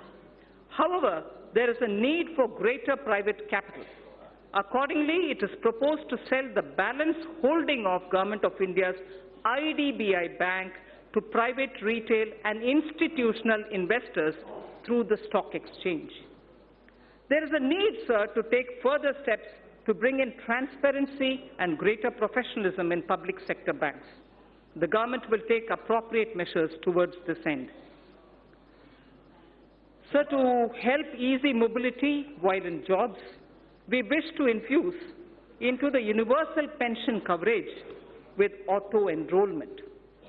Also, we wish to place such mechanisms which can enable interoperability and provide safeguards for the accumulated corpus. Regulating role of PFRDAI, which is the pension regulatory body, requires strengthening. Necessary amendments would be carried out in Pension Fund Regulatory Development Authority of India Act that will also facilitate separation of NPS trust for government employees from the PFRDAI. This would also enable establishment of a pension trust by the employees other than from the government. I am confident that this will motivate citizens to plan for their old age. So this section, which I will now speak, will relate to the MSMEs. MSMEs are vital to keep the wheels of our economy moving. They also create jobs, innovate, and also risk takers, and they are risk takers. Several measures for the MSMEs have been taken in the past few years. There are more steps proposed in this budget also. I propose to make necessary amendments to the Factor Regulation Act 2011. This will enable NBFCs to extend invoice financing to the MSMEs through TREDS, thereby enhancing the economic and financial sustainability. Working capital credit remains a major issue for the MSMEs. It is proposed to introduce a scheme to provide subordinate debt for entrepreneurs of MSMEs. This subordinate debt to be provided by banks would count as quasi-equity and would be fully guaranteed through the Credit Guarantee Trust for medium and small entrepreneurs. The corpus of the CGT MSC would accordingly be augmented by the government. More than 5 lakh MSMEs have benefited from restructuring of debt permitted by RBI in the last year. The restructuring window was to end on 31st March 2020. Government has asked RBI to consider extending this window till 31st March 2021, one more year, so that whoever wants, they can go and approach. An app-based invoice financing loans product will be launched. This will obviate the problem of delayed payments and consequential cash flow mismatches for the MSME. Many mid-sized companies are successful domestically, but not in export markets. For selected sectors such as pharmaceuticals, auto components and others, we propose to extend hand-holding support for technology upgradations, R&D, business strategy planning, and so on. A scheme of 1,000 crore rupees will be anchored in the Exim Bank together with the SIDBI. Both these institutions would contribute 50 crores each.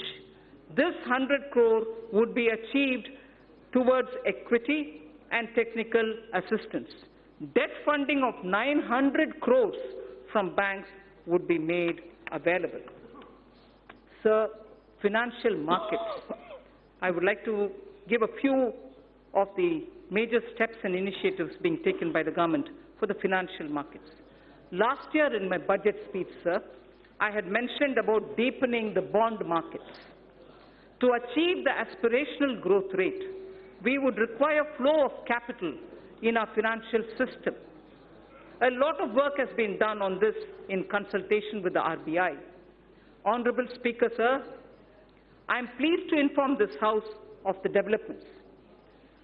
Certain specified categories of government securities would be opened fully for non-resident investors, apart from being available to domestic investors also. The limit for FPI in corporate bonds, currently at 9% of outstanding stocks, will be increased to 15% of the outstanding stock of corporate bonds. To improve investors' confidence and to expand the scope of credit default swaps, we propose to formulate a legislation to be placed soon before this House for laying down a mechanism for netting of financial contracts. The debt-based exchange-traded fund, the ETF, recently floated by the government was a big success. Government proposes to expand this by floating a new debt ETF consisting primarily of government securities. This will give retail investors access to government securities as much as giving an attractive investment for pension funds and long-term investors. So to address the liquidity constraints of the NBFCs and the HFCs, this was very much talked about between July and December last year, sir, 2019. Liquidity constraints was very frequently mentioned to us. So to address liquidity constraints of the NBFCs and the housing finance corporations, post the Union Budget 2019-20, the government formulated a partial credit guarantee scheme for the NBFCs. To further the support of providing liquidity, a mechanism would be devised. Government will offer support by guaranteeing securities that are so floated. Infrastructure financing. Government's commitment for investment in infrastructure was reiterated when 103 lakh crore national infrastructure pipeline projects were announced. I would also like to inform that about 22,000 crores of rupees has already been provided as support for infrastructure pipeline. On December 31st, if honourable members would recall, a national pipeline consisting of more than 6,500 projects were announced. 22,000 crore has already been provided as support to infrastructure pipeline. This would cater for equity support to infrastructure finance companies such as the IIFCL and a subsidiary which is of NIIF. So two institutions, IIFCL and the subsidiary of NIIF, take it. They would leverage it as permissible to create financing pipeline of more than 1 lakh crores. This would create a major source of long-term debt financing for infrastructure projects and fulfill a long-awaited requirement. So, the IFSC GIFT City has the potential to become a center of international finance as well as a center for high-end data processing. GIFT IFSC has an approved free trade zone for housing vaults. It already has 19 insurance entities, 40 banking entities. It has also provided for setting up of precious metals, testing laboratories for them, and refining facilities also. With the approval of the regulator, GIFT City would now set up an international bullion exchange in GIFT City IFSC as an additional option for trade by global market participants. This will enable India to enhance its position worldwide, create jobs in India, and will lead to better price discovery of gold. Sir, in the recent years, there has been a surge in trading volumes of Indian rupee in the offshore financial centers. The government and the RBI has taken various measures to permit rupee derivatives to be traded in the International Financial Services Center at GIFT City, Gujarat. So just a very quick word on disinvestment. Listing of companies on companies' stock exchanges brings discipline, and it disciplines the company and provides access to financial markets and unlocks its value. It also gives opportunity for retail investors to participate in the wealth so created. The government now proposes to sell a part of its holding in the LIC by way of initial public offer. Initial public offer. Sir, fiscal management. The 15th Finance Commission has given its first report pertaining to financial year 2020-2021. In the spirit of cooperative federalism, I am pleased to announce that we have in substantial measure accepted the recommendations of the Commission. The Commission would submit its final report to the President during the latter part of the year for 5 years beginning 2021-22. It is decided to transfer to the GST Compensation Fund balances due out of the collection of the years 2016-17 and 17-18 in 2 installments. Hereinafter, transfers to the fund would be limited only to the collection by way of GST compensation cess. A fundamental overhaul of centrally sponsored schemes and central sector schemes is necessary so that we can align them with emerging social and economic needs of tomorrow and to ensure that scarce public resources are spent optimally. Recently, there has been a debate over transparency and credibility of the projected fiscal numbers. Let me assure the House that the procedure adopted is compliant with the FRBM Act. This is also consistent with the practices hitherto followed. However, for greater clarity, I have enumerated those central government debt that are not part of the market borrowing and are used to fund the expenditure at the annex. I'd like to repeat this line, sir.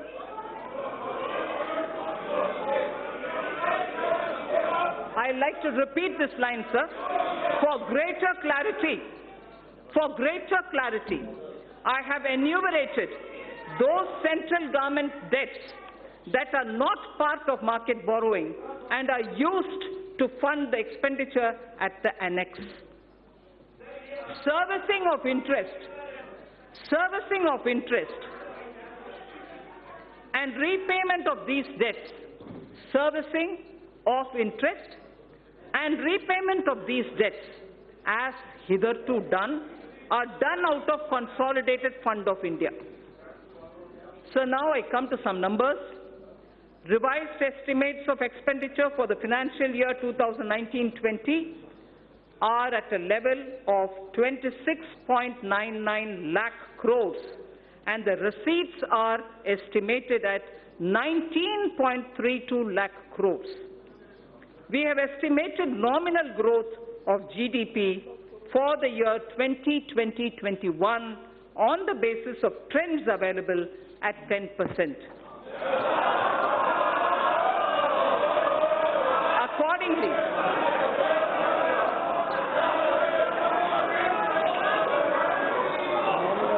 we have estimated, sir, let me finish, sir.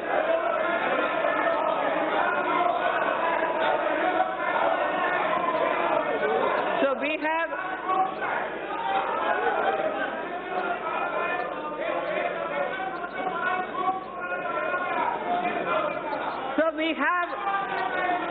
estimated the nominal growth. We have estimated the nominal growth of GDP for year 2020-21 on the basis of trends available at 10%. Accordingly, receipts for the year 2020-21 are estimated at 22.46 lakh crores. And keeping in mind commitment of the government towards various schemes and the need for improvement of the quality of life, level of expenditure has been kept at 30.42 lakh crores. Sir, during the year, government has unfailingly worked towards keeping up capital expenditure. Actually, there is substantial enhancement. All the flagship schemes of the government have been fully provided for. Details may be seen in the annexes to the printed copy of my speech. Every budget must appropriately address the issue of fiscal deficit. Every budget must appropriately address the issue of fiscal deficit. Recently, government has undertaken very significant tax reforms for boosting investment. However, expected tax buoyancy will take time. We estimate a fiscal deficit of 3.8% in RE 2019-20 and 3.5% for BE 2020-2021. This estimation is consistent with the government's abiding commitment to macroeconomic stability, and it comprises of A, 3.3 for year 2019-20 and 3 for the 2020-2021 budget estimate, and B, Section 4(2) of the FRBM Act, which provides for a trigger mechanism for a deviation from the estimated fiscal deficit on account of structural reforms in the economy with unanticipated fiscal implications. Therefore, I have taken a deviation of 0.5% consistent with the Section 4(3) of the FRBM Act, both for RE 2019-20 and BE 2020-21. Accordingly, the return path is being laid before the Parliament as a part of the medium-term fiscal policy cum strategy statement. This fiscal path commits us to the path of fiscal consolidation without compromising the needs of investment out of public funds. Accordingly, net market borrowings for the year 2019-20 would be 4.99 lakh crore, and for the year 2020-21 it would be 5.36 lakh crores. A good part, this is very important, sir, a good part of the borrowings of the financial year 2020-21 would go towards capital expenditure of the government that has been scaled up by more than 21%. As I had previously mentioned, another about 22,000 crores have already been allocated for equity to fund certain specified infrastructure finance companies who would leverage it manifold and provide much needed long-term finance for infrastructure sector. That should spur the growth impulses in the economy. So I would now move to part B of my speech.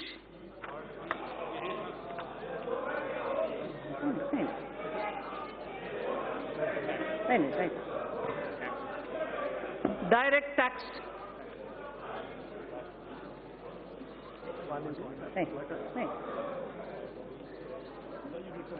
No, thanks. Sir, part B of my speech starts with direct tax, sir. Honorable Speaker, sir, our government has spearheaded radical fiscal measures to ensure that Indian economy continues to tread the path of high growth. There are times when countries are competing with each other like never before to become the most attractive destination for doing business. Therefore, to make sure that India stays globally competitive and a favored destination for investment, we took a bold historic decision of reducing the corporate tax rate for new companies in the manufacturing sector to an unprecedented level of 15%. Similarly, for the existing companies, the rate has also been brought down to 22%, which is the lowest in the world now. This will enable companies to expand their businesses and make fresh investments in the coming future. Though we will have loss of substantial revenue due to these measures in the short run, I am certain that our economy will reap huge returns on this score in due course. So one quick verse from Raghuvamsa, written by Kalidasa.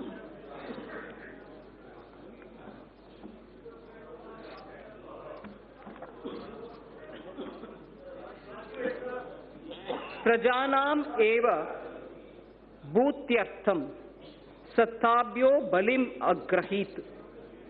Prajanam eva bhutyartham satabhyo balim agrahit. Sahasra gunam utsrashtam adatte hi rasam ravihi. Surya, the sun, collects vapor from little drops of water. He collects only from little drops of water. So does the king. They give back copiously. They collect these from the people only for their well-being. So the collection of taxes or the vapor from the water drops are only from small trickles, but they all go back to the people manifold. So the purpose of taxation and also the way in which it is done has been voiced even then. And this, in Raghuvamsa, refers to the Purvaja or the elders belonging to Ikshvaku dynasty, father of Ayodhyapati Rama, Dilipa, grandfather. It refers to Dilipa, the king. So in continuation of the reform measures already taken so far, the tax proposals in this budget will introduce further reforms to stimulate growth, simplify tax structure, bring ease of compliance, and reduce litigation. Personal income tax and simplification of taxation. So in the interim budget of 2019, our government exempted individuals having income up to 5 lakh of rupees from paying any income tax. Presently, an individual pays 20% on income between 5 lakh and 10 lakh and 30% on income between 10 lakh. That's the prevailing matrix. Further, currently the Income Tax Act is riddled with various exemptions and deductions which make compliance by the taxpayer and administration of Income Tax Act by the tax authorities a burdensome process. It is almost impossible for a taxpayer to comply with income tax law without taking the help from professionals. In order to provide significant relief to the individual taxpayers and to simplify the income tax law, I propose to bring a new simplified personal income tax regime wherein income tax rates will be significantly reduced for the individual taxpayers who forego certain deductions and exemptions. Under the new regime, sir, an individual shall be required to pay tax at the reduced rate of 10% for income between 5 lakhs to 7.5 lakhs against the prevailing 20%. So, anyone who's earning between 5 to 7.5 lakhs, sir, today pays 20%. We are now reducing it in the new regime, which is devoid of exemptions, to 10% only. So 20% comes down to 10%. Sir, the next example. For income between 7.5 lakhs to 10 lakhs, I earlier said about 5 to 7.5, now I'm saying about 7.5 to 10 lakh. So for income between 7.5 lakh to 10 lakh, he or she will pay at the reduced rate of 15% only against the current prevailing 20%. Sir, similarly, for the income between 10 lakhs to 12.5 lakhs, presently the tax is 30%. For income between 10 lakh to 12.5 lakh, the present prevailing rate is 30%. That is now being brought down to 20% only. Sir, the income between, I spoke about 10 to 12.5 lakhs. Now, 12.5 lakhs to 15 lakhs will be taxed. At the moment, 12.5 to 15 lakhs is taxed at 30%. Now, those earning between 12.5 lakhs to 15 lakhs will be charged at 25% only.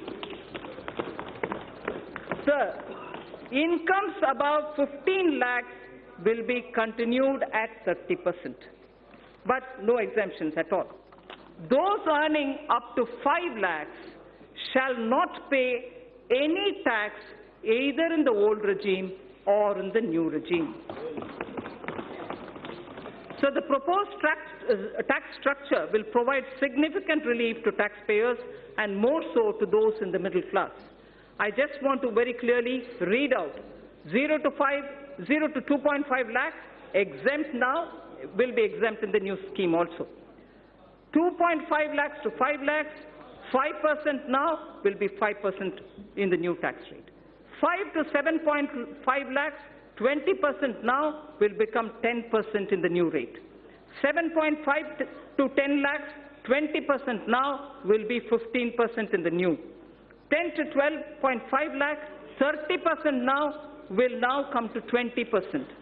12.5 to 15 lakhs, 30% now, 25% in the new rate. Above 15 continues at 30%. In the new tax regime, sir, substantial tax benefit will accrue to a taxpayer depending upon the exemptions and deductions claimed by him. For example, just to make it clear, for example, a person earning 15 lakh of rupees in a year and not availing any deductions whatsoever will pay 1,95,000 as compared to 2,73,000 that is paying now in the old regime. So his tax burden shall be reduced by 78,000 rupees. That will be the reduction in the tax that he has to otherwise pay. Then this is the example of somebody who earns 15 lakhs. He would still be a gainer. He would still be a gainer in the new regime even if he was taking deduction of 1.5 lakh under various sections of Chapter 6A of the Income Tax Act under the old regime. The new tax regime, sir, shall be optional for taxpayers, so there's no compulsion. Those who want to be in the old regime can continue to be in the old regime, in the old rates, in the whole sets of exemptions and deductions. But those who wish to come into the new are welcome to come into the new. An individual who is currently availing more deductions and exemptions under the Income Tax Act may choose to avail them and continue to pay the tax in the old regime. A new personal tax income tax rate will entail estimated revenue foregone of 40,000 crores per year. We have also initiated measures to pre-fill income tax return so that an individual who opts for the new regime would need no assistance from an expert to file his return and pay income tax. Sir, I will have to put this observation here.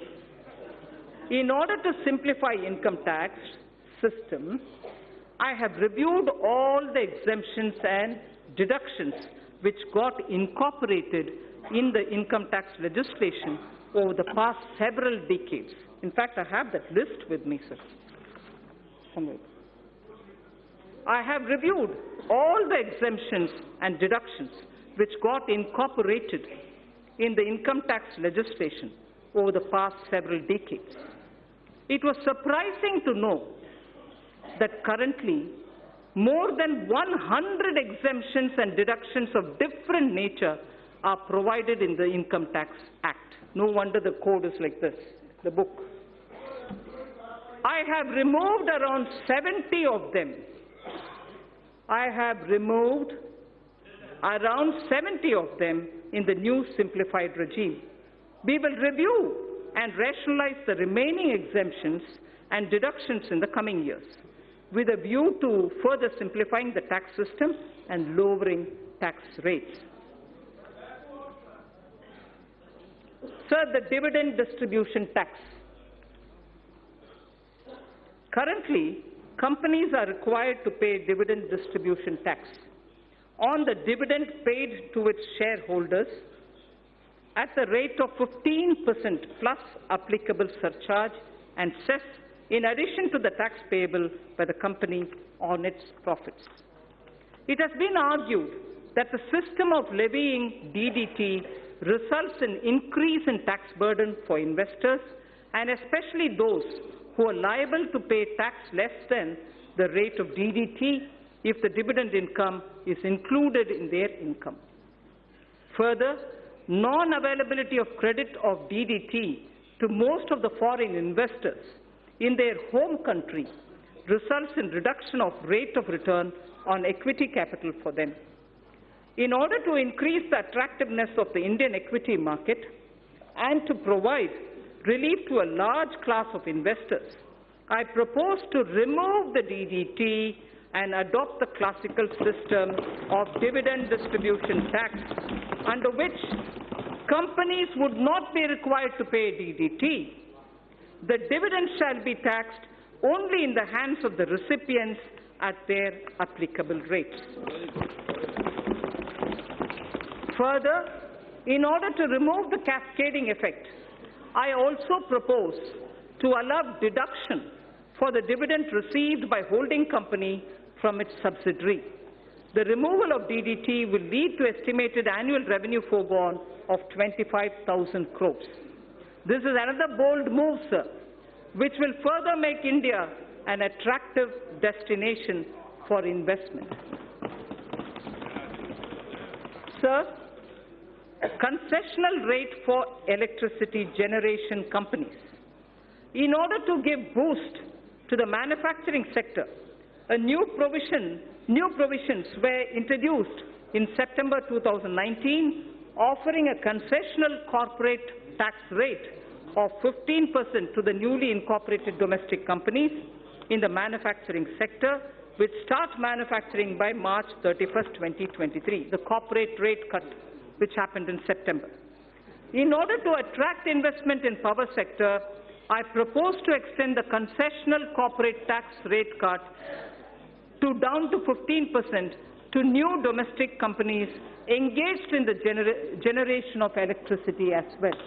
So that corporate rate, which came down to 15% for the new manufacturing companies, will now be available even for power generation companies too. So tax concession for foreign investments. In order to incentivize the investment by foreign sovereign wealth funds of foreign governments in the priority sector, I propose to grant 100% tax exemption to their interest, dividend and capital gains income in respect of investment made in infrastructure and other notified sectors before 31st March 2024 with a minimum lock-in period of 3 years.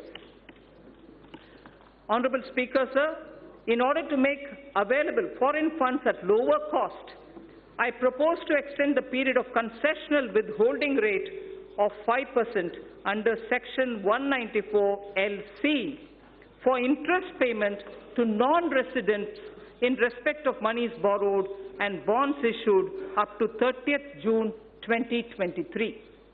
I also propose to extend the period up to 30th June 2023 for lower rate of withholding of 5% under Section 194LD for interest payment to foreign portfolio investors and qualified foreign investors in respect of bonds issued by Indian companies and government securities. I further propose to extend the concessional rate of withholding of 5% under Section 194LD to the interest payment made on the municipal bonds. In order to incentivize listing of bonds at IFSC exchange, I propose to further reduce the withholding rate from 5% to 4% on interest payment on the bonds listed on its exchanges. Startups. Startups have emerged as an engine of growth for our economy. Over the past year, our government has taken several measures to handhold them and support their growth.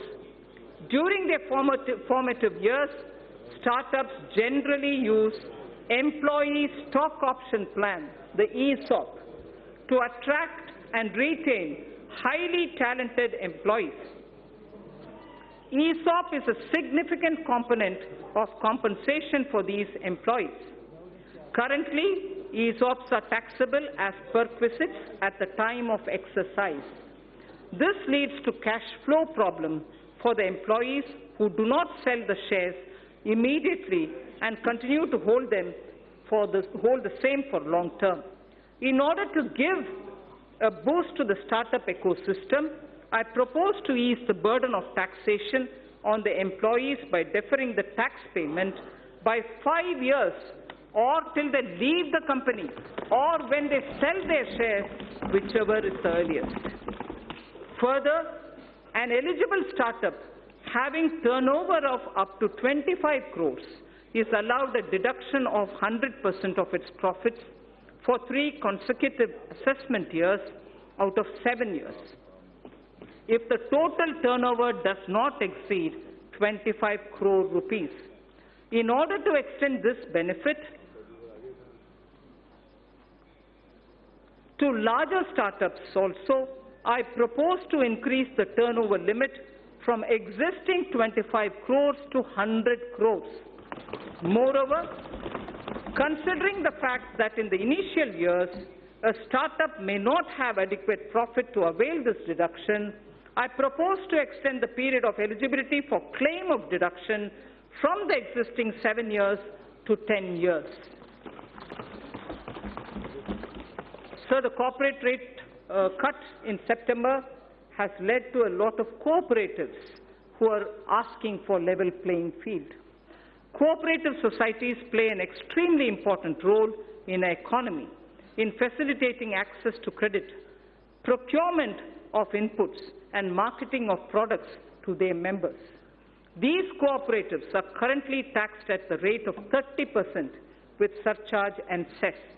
As a major concession, and in order to bring parity between cooperative societies and corporates, I propose to provide an option to the cooperative societies to be taxed at 22% plus 10% surcharge and 4% cess with no exemption or deductions. Further, I also propose to exempt these cooperative societies from alternative minimum tax, the AMT, just like companies under the new tax regime are exempted from minimum and alternative tax, the MAT. MAT for corporate tax, corporates were removed, and similarly now AMT for the cooperatives is also being moved. Medium and small and micro enterprises, the MSMEs, currently businesses having turnover of more than 1 crore rupees are required to get their books of accounts audited by an accountant. In order to reduce the compliance burden on small retailers, traders, shopkeepers who comprise the MSME sector, I propose to raise by 5 times the turnover threshold for audit from the existing 1 crore to 5 crores. So up to 5 crores, there wouldn't be a requirement for auditing of their accounts. Further, in order to boost less cash economy, I propose that the increased limit shall apply only to those businesses which carry out less than 5% of their businesses and business transactions in cash. So we wish to move to greater digitization. Affordable housing. For realization of the goal of housing for all and affordable housing, in the last budget, I had announced an additional deduction of up to 1,50,000 rupees for interest paid on loans taken for the purchase of an affordable house. The deduction was allowed on housing loans sanctioned on or before 31st March 2020. In order to ensure that more persons avail this benefit and to further incentivize the affordable housing, I propose to extend the date of loan sanction for availing this additional deduction by 1 more year. Further, in order to boost the supply of affordable houses in the country, a tax holiday is provided on the profits earned by developers of affordable housing projects approved by 31st March 2020.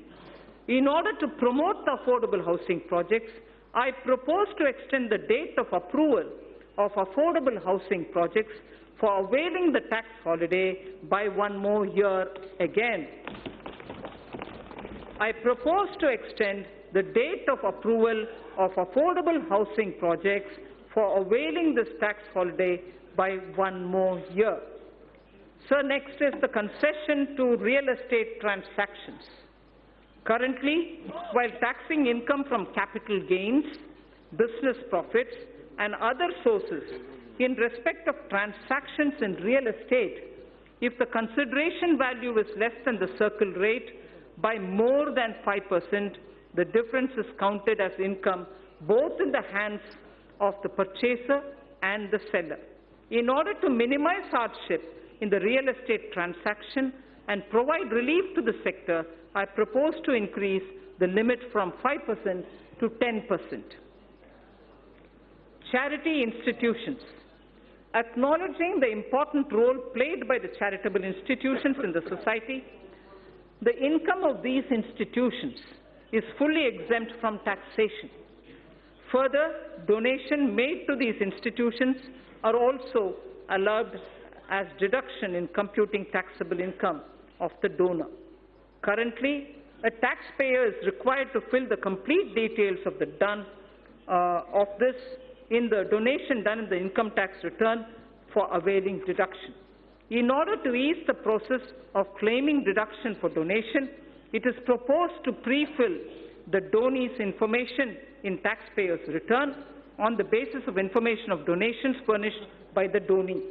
This would result in hassle-free claim of deduction for the donation made by the taxpayer. Further, in order to claim the tax exemption, the charity institution had to be registered with the income tax department. In the past, the process of the registration was completely manual and scattered all over the country.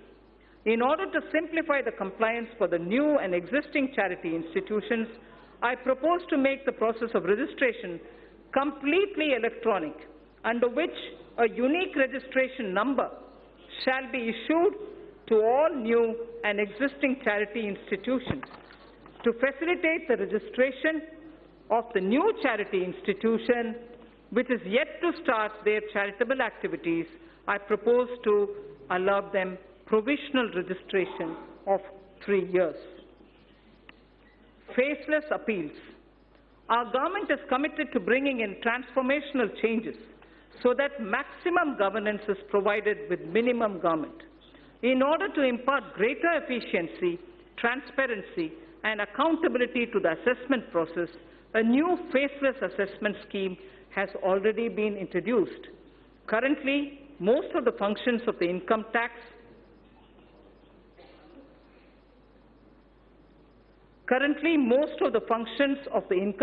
department, starting from the filing of return, processing of returns, issuance of refunds, and assessment, are performed in the electronic mode without any human interface. In order to take the reforms initiated by the department to the next level and to eliminate human interface, I propose to amend the Income Tax Act so as to enable faceless appeal on the lines of faceless assessment. So faceless assessment was done, now faceless appeals will also be possible. Sir, Honourable Speaker, Vivad se Vishwas scheme. Vivad se Vishwas scheme. No dispute, but only trust scheme. If I can say it in English, no dispute, but trust scheme. Vivad se Vishwas scheme. Sir, in the past, our government has taken several measures to reduce tax litigations. In the last budget, Sabka Vishwas scheme was brought in to reduce litigation in indirect taxes. It resulted in settling over 1,89,000 cases. Currently, there are 4,83,000 direct tax cases. 4,83,000 direct tax cases pending in various appellate forums, Commissioner of Appeals, Income Tax Appellate Tribunal, High Court, Supreme Court, and so on. This year, I propose to bring a scheme similar to the indirect tax Sabka Vishwas scheme for reducing the litigation even in the direct taxes. Under the proposed Vivad se Vishwas scheme, a taxpayer would be required to pay only the amount of disputed tax and will get complete waiver of interest and penalty provided he pays by 31st March 2020. Those who avail this scheme after 31st March 2020 will have to pay some additional amount, but even then they can come in. The scheme will remain open till 30th June 2020. So the first thing is 31st March 2020, where you just pay the disputed tax amount, no penalty, no interest. In case you don't do it before that, you move over to 30th June, but where you pay some additional amount. Taxpayers in whose cases appeals are pending at any level can benefit from this scheme. I hope that taxpayers will make use of this opportunity to get relief from vexatious litigation process. So losses of merged banks. As part of consolidation of the financial sector, our government has brought out schemes for merger and amalgamation of public sector banks in order to ensure that amalgamated entities are able to take the benefit of unabsorbed losses and depreciation of the amalgamated entities. I propose to make necessary amendments to the provision of the Income Tax Act. Taxpayers' Charter. I mentioned it briefly in Part A. Any tax system requires trust between taxpayers and the administration. This will be possible only when taxpayers' rights are clearly enumerated. Towards this end, and with the objective of enhancing the efficiency of delivery system of the Income Tax Department, I propose to amend the provisions of the Income Tax Act to mandate the Central Board of Direct Taxes, CBDT, to adopt a taxpayer's charter. The details of the contents of the charter will be notified soon. Instant PAN through Aadhaar. In the last budget, I had introduced the interchangeability of PAN and Aadhaar, for which necessary rules were already notified. In order to further ease the process of allotment of PAN, soon we will launch a system under which PAN shall be instantly allotted online on the basis of Aadhaar without any requirement for filling up of detailed application form. Sir, our government brought in the GST as a historic reform of the indirect taxes in 2017. We also took a path-breaking step of simplifying and rationalizing corporate tax in September 2019. More importantly, we offered a rate of corporate tax which perhaps is the lowest in the world. Continuing on this path, we have now put the personal income tax at its lowest ever rate and totally removed the DDT at the company's hands. Further, the direct taxes are now the lowest, simplest, and the smoothest. Direct tax on the startups have also been seen many reformatory steps in quick succession. Even ease of compliance is seeing unprecedented changes. Last but not the least, personal interface with tax administration is at a minimum level. So last, indirect tax. Indirect tax, sir. As I mentioned earlier in Part A of my speech, reforms are continuing in the GST. A simplified return shall be implemented from 1st April 2020. This is under the pilot run. It will make return filing simple with features like SMS-based filing for nil return, return pre-filling, improved input tax credit flow, and overall simplification. Refund process has been simplified and has been made fully automated with no human interface. Electronic invoice is another innovation wherein critical information shall be captured electronically in centralized system. It will be implemented in a phased manner starting from this month itself on optional basis. It will facilitate compliance and return filing. Several measures have been taken for improving compliance. That has been a worry for many of the states, sir. Aadhaar-based verification of taxpayers is being introduced. This will help in weeding out dummy or non-existent unit. Dynamic QR code is proposed for consumer invoices. GST parameters will be captured when payment for purchases is made through the QR code. A system of cash reward is envisaged to incentivize customers to seek invoice. Deep data analytics and AI tools are being used for crackdown on GST input tax credit refund, input tax credit refund, and other frauds, and to identify all those who are trying to game the system. Invoice and input tax credit matching is being done, wherein returns having mismatch more than 10% or above a threshold are identified and pursued. Significant policy level changes have also been made. GST rate structure is also being deliberated upon so as to address issues like inverted duty structure. Customs. A number of measures have been taken for ease of doing business. India's quantum leap in the trading across border parameter of ease of doing business rankings by the World Bank is a testimony to these efforts. India's rank on this parameter improved from 146 to 80 in 2018 and further to 68 in 2019. Measures have also been taken for providing a level playing field to our domestic manufacturers, particularly the MSME sector, and for securing our borders. It has been observed that imports under free trade agreements are on the rise.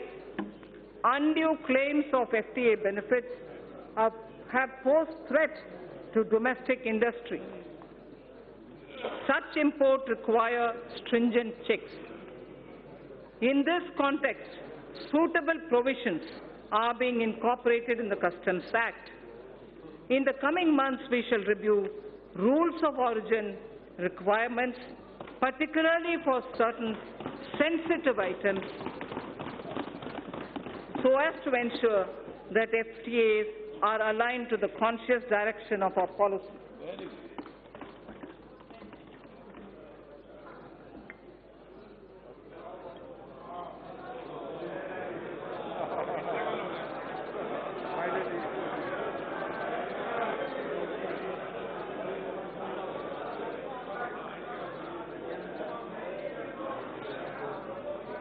Speaker, sir, we are also strengthening provisions relating to safeguard duties, which are applied when surge in imports causes serious injury to domestic industry. Amended provisions shall enable regulating such surge in imports in a systematic way. The provisions for checking dumping of goods and imports of subsidized goods are also being strengthened for ensuring level playing field for domestic industry. These changes are in line with international best practices. Exemptions from customs duty have been given in the public interest from time to time. However, a number of these have outlived their utility or have become outdated. On review, certain exemptions are being withdrawn. Remaining customs duty exemptions shall be comprehensively reviewed by September 2020 for taking a view on their relevance. I propose to crowdsource suggestions for such reviews. Suggestions would also be invited in respect of the customs laws and procedures for aligning them with the needs of changing times. Sorry.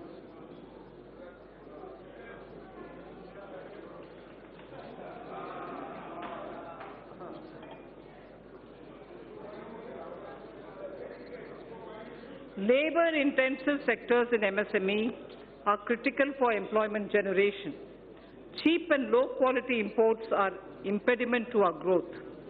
Special attention has been taken to put measured restraint on import of these items, which are being produced by our MSMEs with better quality. Keeping in view the need of the sector, customs duty is being raised on items like footwear and furniture. Our policy of Make in India has started giving dividends. Need more water.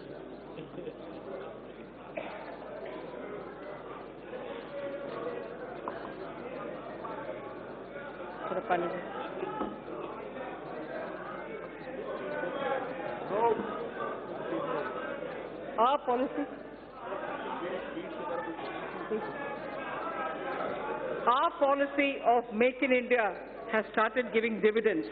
India is now making world-class goods and exporting such products. We have made considerable progress in medical equipments too. Thank you. We have made considerable progress in medical equipment too. Till a few weeks back, we were dependent on imports for medical equipment.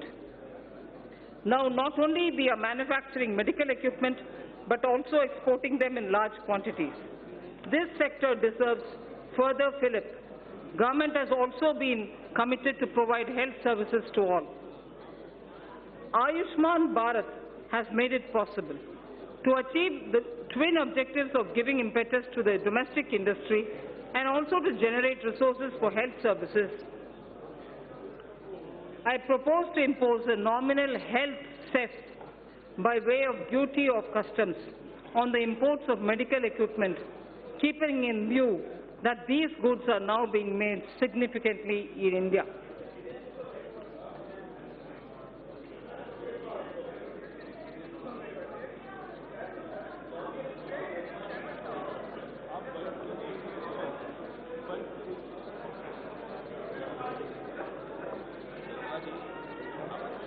I'm finished.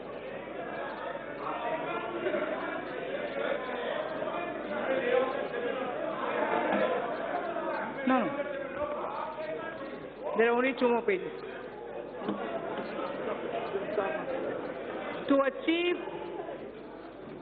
To achieve the twin objectives of giving impetus to the domestic industry and also to generate resources for health services,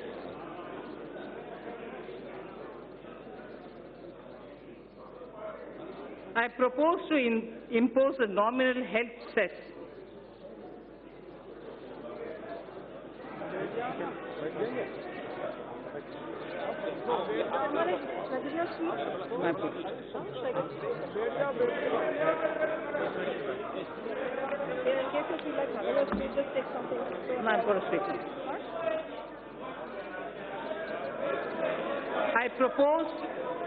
I propose to impose a nominal health cess by way of duty of customs on the import of medical equipment. Keeping in view that these goods are now being made significantly in India, the proceeds of this cess shall be used for creating infrastructure. So I think I will lay the rest of the pages, sir. Please consider as read. Thank you.